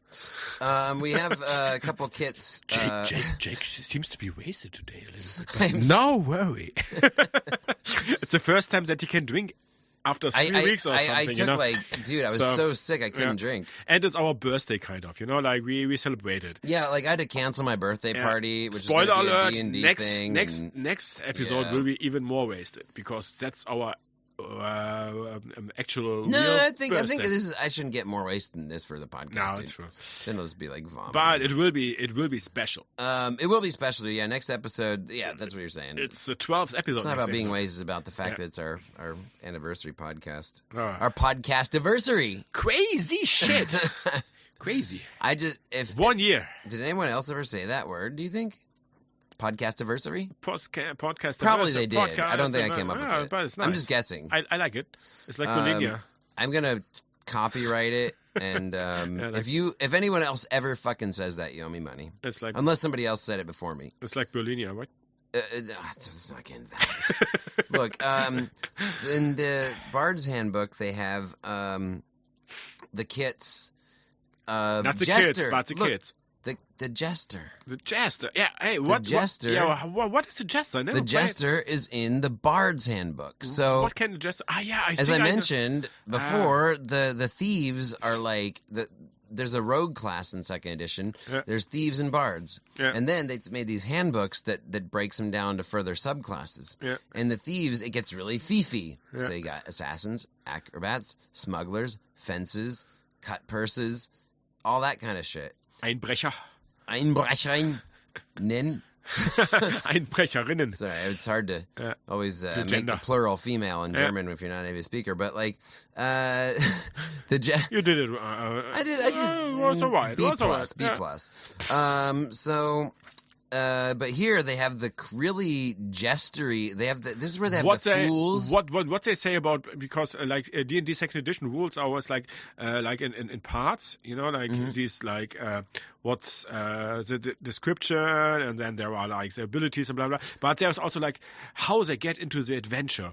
What they say about the jester. The road to adventure. Yeah, how the jester get into the adventure, you know, because I mentioned him like this being says, on the court all the time. So you know, to answer your first question, the description, I'm just going to be brief and do the first couple sentences. There's many paragraphs. Yeah, for sure. But jesters are known by many names: fools, clowns, jokers, buffoons, etc. The jester kit covers them all. Jesters are comedians at heart. The role, jesters rarely take up the adventuring life. PC jesters are the obvious exceptions. Their motivations for doing so will have to be carefully constructed to maintain realism. A jester may be sentenced to escort a group of heroes on a dangerous quest as punishment for a joke about the king's nose. Throwing him in jail would hardly be appropriate. God. A jester might be assigned to accompany a band on a grim and deadly adventure dude. to combat the gloom and dread that will be encountered. Whatever the reason, having a jester in the party will certainly result in more than one good laugh. The thing is, that reminds me really on the quote from the beginning of this episode, the Hofnarr, and like I'm the king of the jesters, and I go to adventures, and all of the gold I have, it's not the gold in money and not in coins. It's all my experience I have because I travel around the world, right? You know, and being a jungler. It's the Shanmal lyrics. It's the Shanmal lyrics, you know. So he can be easily an adventurer, you know, and traveling around and being a jester in different courts, you know. Well, I did show off, you know, and it could be like I just mentioned, or I just have this image in my mind, like a jester traveling around. He needs a group to protect him. He is like an actor traveling around from court to court to court to court to make money, you know? And he needs like bodyguards. And that's an adventure group. So could be a cool I want to make a jester called Al. Huh? And then you could be my bodyguard and call me Al. Yo. God, Whitney Houston. But really, I did so much. Because of how our podcast date kept getting delayed, I kept the whole month of April. I've been like here and there watching videos and reading articles about the role of the jester in the real world, and both the jester and the psychological archetype of the fool. Joker. The Joker was mentioned in the video as this ultimate archetype of the dark side of the jester, the fool. Which he is, I mean, clearly. Yeah, like, or the sad clown, you know. Yeah. The sad clown is a big part of things. There's so many like Layers. I don't have enough time to talk. Like, I'm like, maybe most of the podcast, I'll just discuss this, and then we just talk about thieves and jacked each other off. Oh, well. Or gift presents. It's shake off. That's my metaphor. Yeah, for sure. But I hope everybody enjoyed hearing it, because I enjoyed receiving it. No. The jester jacked off. I hope everybody the jester jacked off. enjoyed hearing me receiving things from Flo. Oh, I hope so too. I mean, I like I'm always it. touched by it. I think it's cool. I think it's yeah. I think we All right, throw that's each enough other's balls to each other. of that.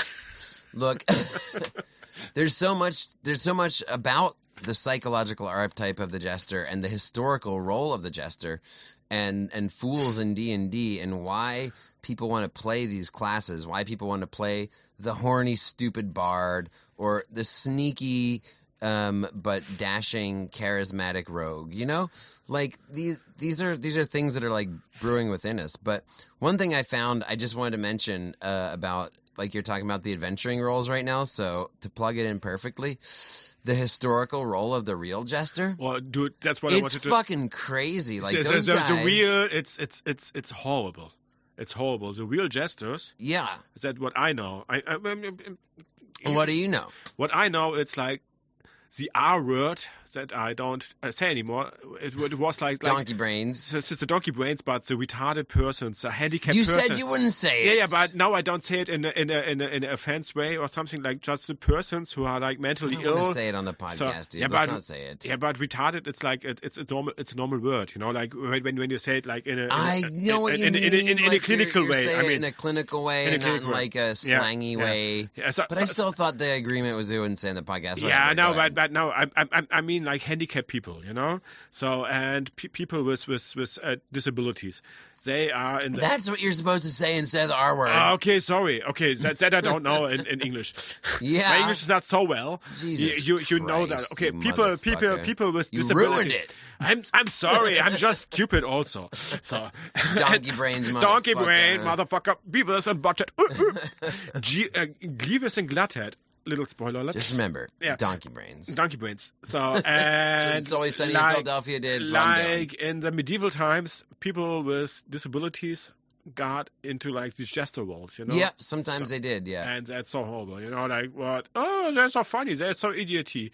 Blah blah blah blah. How are we laughing about them because they are stupid? Not every jester was that. No, I know, but sometimes, yeah. It's like a little bit this Igor style, like yeah. So on the other hand, I mean, it's really dark, you know, like horrible times. Yeah, I think you're right. I think overall that it was really bad for them. On the other hand, I think that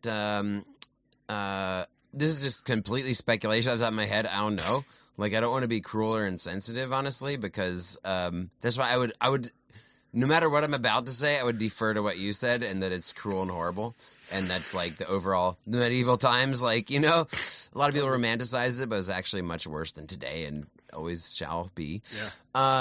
I love the idea of medieval fantasy worlds, but it was in the real world worse. It's fantasy, so fantasy is nice. So it's a real, people, everybody knows. Like mentally disabled people were just really, really fucked by society. Yeah.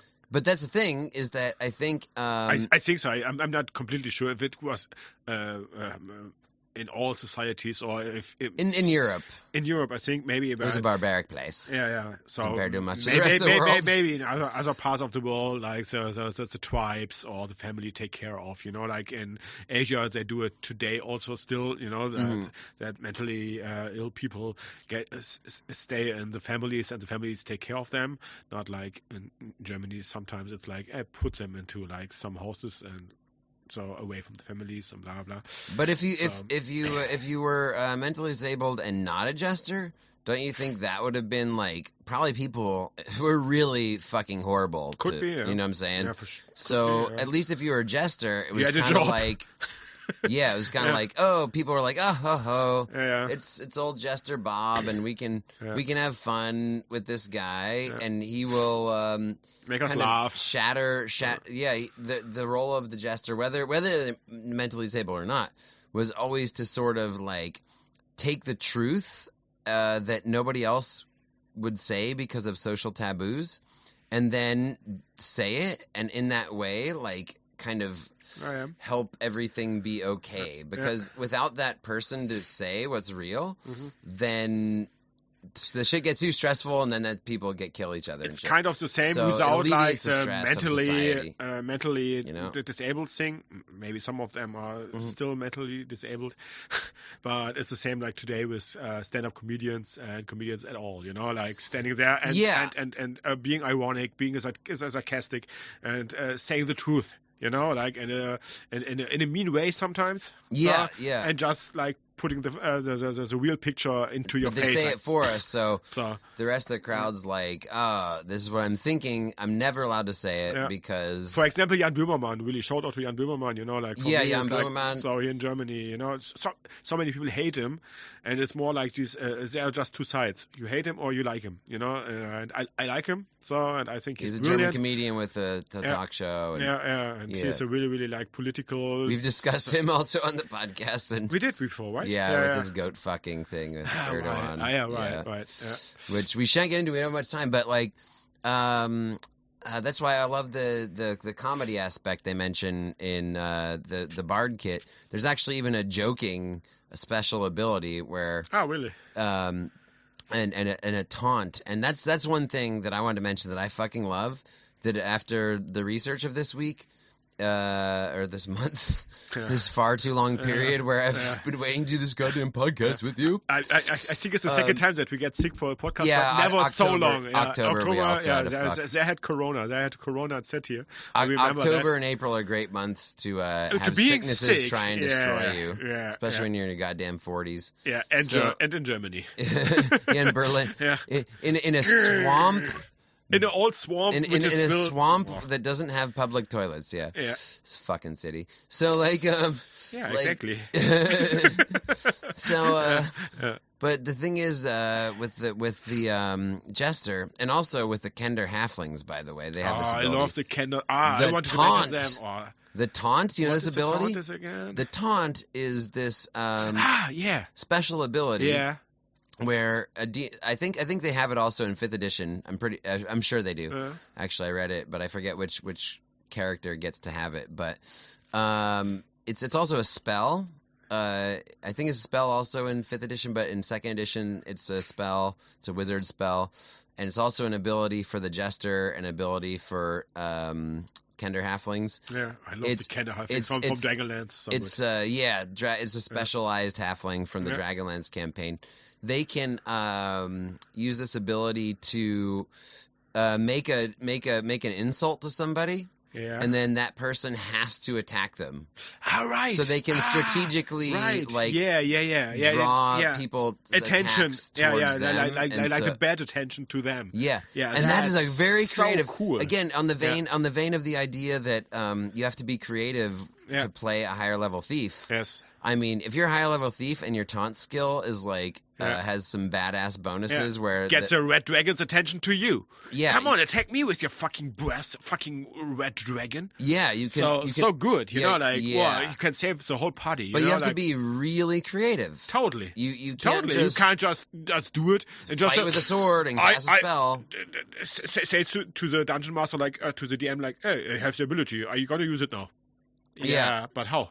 Yeah, I just have the ability to use it now. I'm super strong. I fight with a sword now. But my numbers are up. And also when you use the ability, you have to explain how you use it. You know, like not just like I have the sword and I fight and I want to die. Yeah, you know, like the player of a archetype of a clever person. Yeah.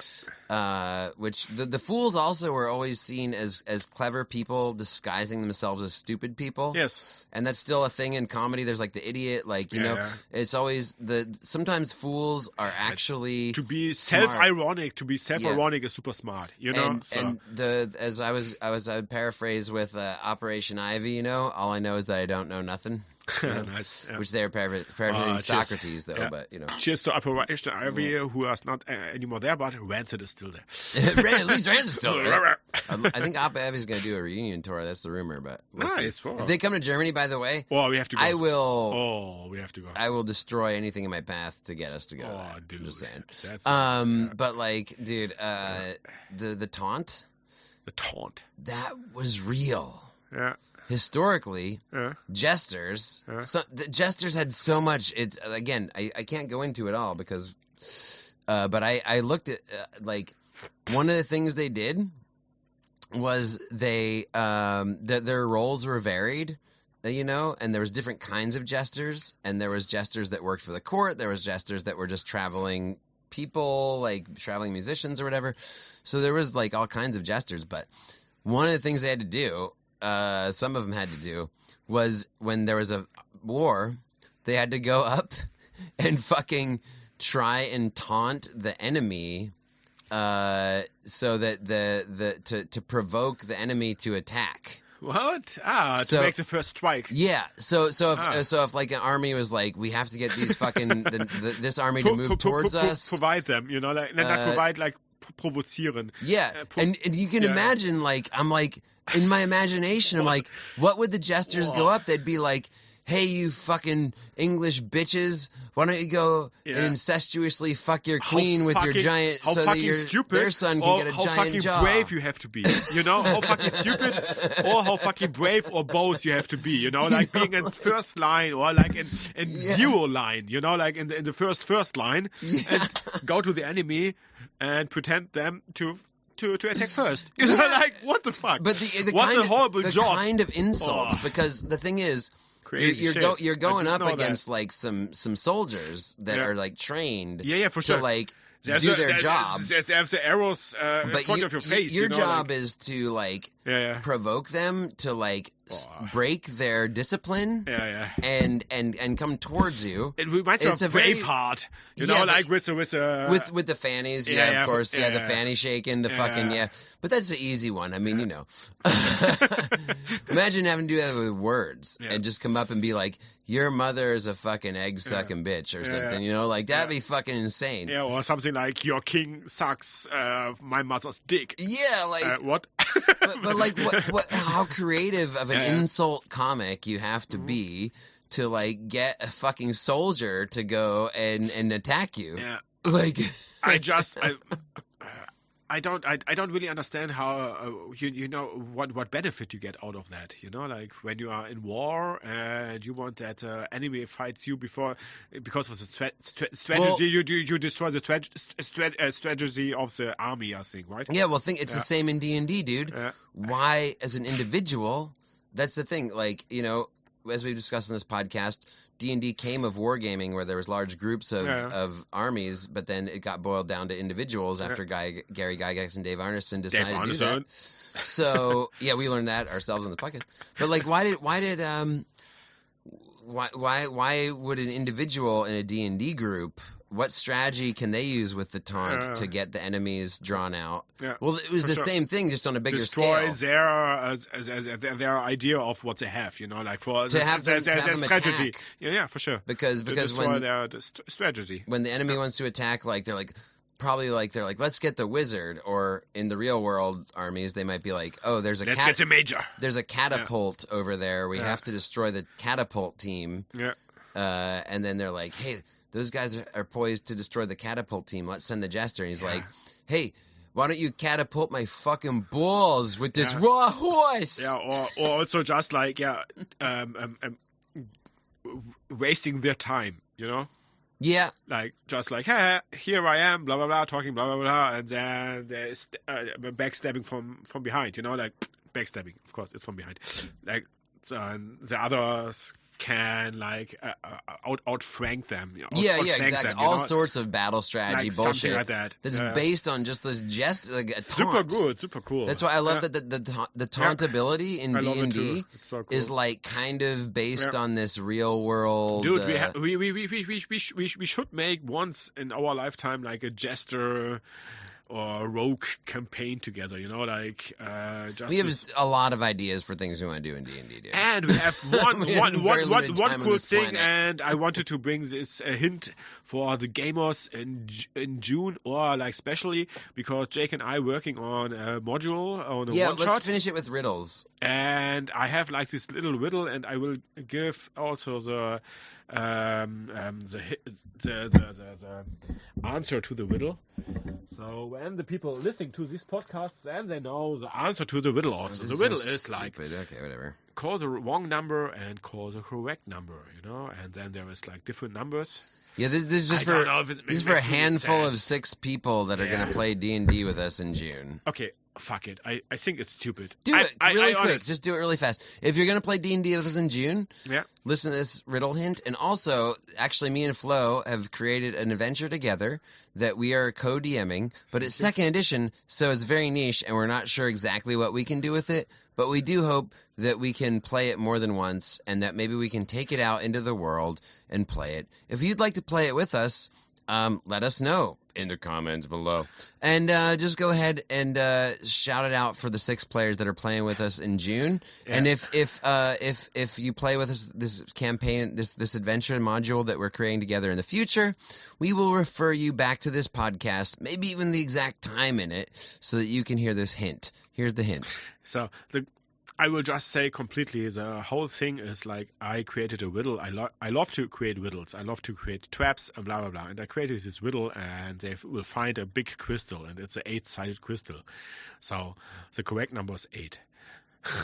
The wrong number is any number you can call. It's 7, it's 9, it's 10, it's 100, whatever, And you will find like a list of numbers, and it's like 71, for example, or 53. It's like 71, it's like 7 plus 1 is 8, or 53, 5 plus 3 is 8, or 62, is 6 plus 2 is 8. So all together is 8. So because of 8 sides of the crystal. So that's the riddle solved. And you have to call at first the wrong number to get sucked into the crystal. And that's a clue. You have to get sucked into this fucking huge crystal. It's like more than human sized. And then you have to call the right number. That's 8. And then you got sucked out or put out of the crystal. And then you have like 8 crystals in your pocket. And these 8 crystals you can throw to enemies, and it's like magic missiles. So that's the whole thing. It's just a little, really, really simple riddle, but I love to bring up riddles, what people can think about. I have a riddle for you. Okay. This is a kit from the Bard's Handbook. That was the hint. That's the hint. 8. If you're one of the 6 people who's playing D&D with us in June for our custom 2nd edition module, which by the way is called Gleavis and Gluthead do Berlinia. We're very excited about it. I'm Gluthead. We voice message each other about every day. Yeah, we have nothing else to do in our life. Yeah. Just D&D. Nothing. No. So much goddamn shit. Yeah. Why am I? Look, this is the Bard's Handbook. Yeah. We have one kit that's called the Riddle Master. Oh wow. That is a rad kit. Yeah. It's also a favorite kit of mine now, the Bard's Handbook. I hope in a future podcast we can pick the Bard's Handbook apart as much as we did the Thieves' Handbook tonight. But like, we had to touch on this because our theme is rogues, thieves, and jesters and stuff. The Riddle Master. There's a riddle by the Riddle Master kit, cool. And I want to ask you the riddle and see if you can get it. Because here's the thing: in D&D with riddles, I fucking hate it. I'm not good at riddles. Yeah, I know. So sometimes, having DM'd me, you do know because you like to create riddles, and then when I'm your player, I you have a hard time with them. Like, what? They're really hard. Yeah, I don't do good at them. Yeah. But here's one for you then. Out of the riddles, I'm curious to know if you, who loves to make riddles, can solve a riddle created by the Riddle Master kit in the Bard's Handbook. Oh God, Here it is. I'm excited. If the world were round and you stood on the ground, how many places could you stand? Walk south 20 leagues, east 20 leagues, north 20 leagues, and end up hand in hand. 1. You knew it! Yeah. What? And it makes sense. Did you hear it before? I hear it before, but I didn't know the answer. But I just thought about when you stand there on the ground, you stand on the ground. You can't go anywhere. So it's just 1. Okay. In the in the other text here, it says the answer is not the North Pole, but 1. True, the North Pole is the only place where you can do this. But I asked how many places, not which places. Yeah. So I thought it was going to be like way more challenging for you. So okay, that's cool. you're not only good at creating riddles, but you're good at solving riddles. I wonder if there's a link there. I wonder if people who are good at creating riddles are good at solving them. I'm not so good in solving riddles. By You the just way. fucking What the fuck? But this one I heard before and I knew it a little bit. And I was like, so it's like the Sphinx one. Yeah. It What was like, creature yeah. stands on 4 legs in the morning, Yeah. 2 legs at noon, and 3 legs in the evening? Nice. You know that one? That's a human. Yeah, oh my god. I know that. You're good at fucking riddles. You're good at fucking riddles. Cheers, dude. What is more naked than naked? So naked that it could break it. That you could break it. I mean, sorry. What's more naked than naked? So naked you could break it. Glass? No, your skeleton. Oh, okay. Shit. I'm bad at riddles. Yeah. I love riddles so much. And I love traps. I love to put traps outside. Just I don't because think we of have time, but that's it. I think done. I think we have to. Yeah, we wrap got to it cut up. ourselves off here. Yeah. I have one thing I'd like to leave with, which is that two quotes. One, Shakespeare. Oh God. A fool thinks himself to be wise, but a wise man knows himself to be a fool. I know that one. Nice one. And I was going to ask you, do you think that we're fools? But I was hoping you'd say yes, and then we'd have a conversation about it. But our conversation's almost already at 2 hours, so say yes. let's stop. I say no. I say because of that. I say no. But I think yes, we are fools. I think that we're fools. So does that make me wise? Yeah. Because it says a wise man knows himself to be a fool. Yeah, for sure. But I genuinely believe I'm a fool. Yeah. And that you are too. Yeah. So does that mean we're wise? Yeah, maybe because we are like self-confident, you know. Like we're self-aware Yeah. about our foolishness. Yeah. That's the thing. There's Yeah. again, if you want to dive down the YouTube video hole like I did for the last month and check that out, do so. If you want to hear me discuss it, too late. Dude, you also asked me like, or you wrote me like yesterday or something like, being annoying to persons, blah blah blah, and don't be annoyed by yourself. And I said to you, I am so often annoyed by myself. Oh yeah, you know, like yeah. So I know that I'm a fool, you know, so often. So yeah, maybe that's. We are a couple of fools, but here's one of my favorites. This when I was going through my research about fools, this one made me feel very good actually because I felt like it truly described our podcast. Okay. This is by Fyodor Dostoevsky. How do you say this guy's fucking name? This is a German. Fyodor Dostoevsky. Fyodor Dostoevsky. Yeah, he's a Russian writer. Yeah. Yeah. What did he do? Fucking Crime and Punishment, I think. He's a famous Russian writer. Fyodor He broke a lot of ground. Yeah, I don't know if you know him. Fyodor Dostoevsky. Here's a brilliant quote, dude. Yeah. The cleverest of all, in my opinion, is the man who calls himself a fool at least once a month. How often do we do our podcast? Nice, I like it. Like, that's cool. Me and you have jobs, we have lives, we have families, we have this shit. Yeah. We have to go out and be serious, but the role of the fool and the person when they act as fools is to like counterbalance it and to take all that away and to make sure that when we're living those lives as serious people that we're doing that in a very healthy way by acknowledging that other part of ourselves. And that's why I just fucking love it. I love that quote because we're doing that with this podcast. At least once in a month. At least. Well, and we also play a D&D game once a month. Yeah. And I'm also like a private person, sometimes a fool and a clown. But yeah, at least once in a month we can do it here, you know, like professional. Yeah, this is really professional. I'm wasted. Cheers. Dude, I really, really, really, really liked this episode again. It was so much fun again to talk with you. Yeah, man. It went a little. We're how many minutes we are in? We're like totally over time. So yeah, for sure. So wrap it up. I had fun, man. But every time we talk, it's so funny because we're always like, oh, we didn't come up with much. Do we have enough for 1.5 hours? But that's why we do it. Guys, I hope you guys, listeners, loved listening to us speak about the things that we love. Yeah. Namely Dungeons and Dragons and 90s nostalgia. But that's kind of the All themes over that. and whatever else we fucking bleed out into Punk rock. with our discussions. But thank you guys so much for listening. If you're still here with us after all this time with this podcast, listen to us speak. Thank you so much. Follow, subscribe. May you roll a natural 20. Hey. Good night.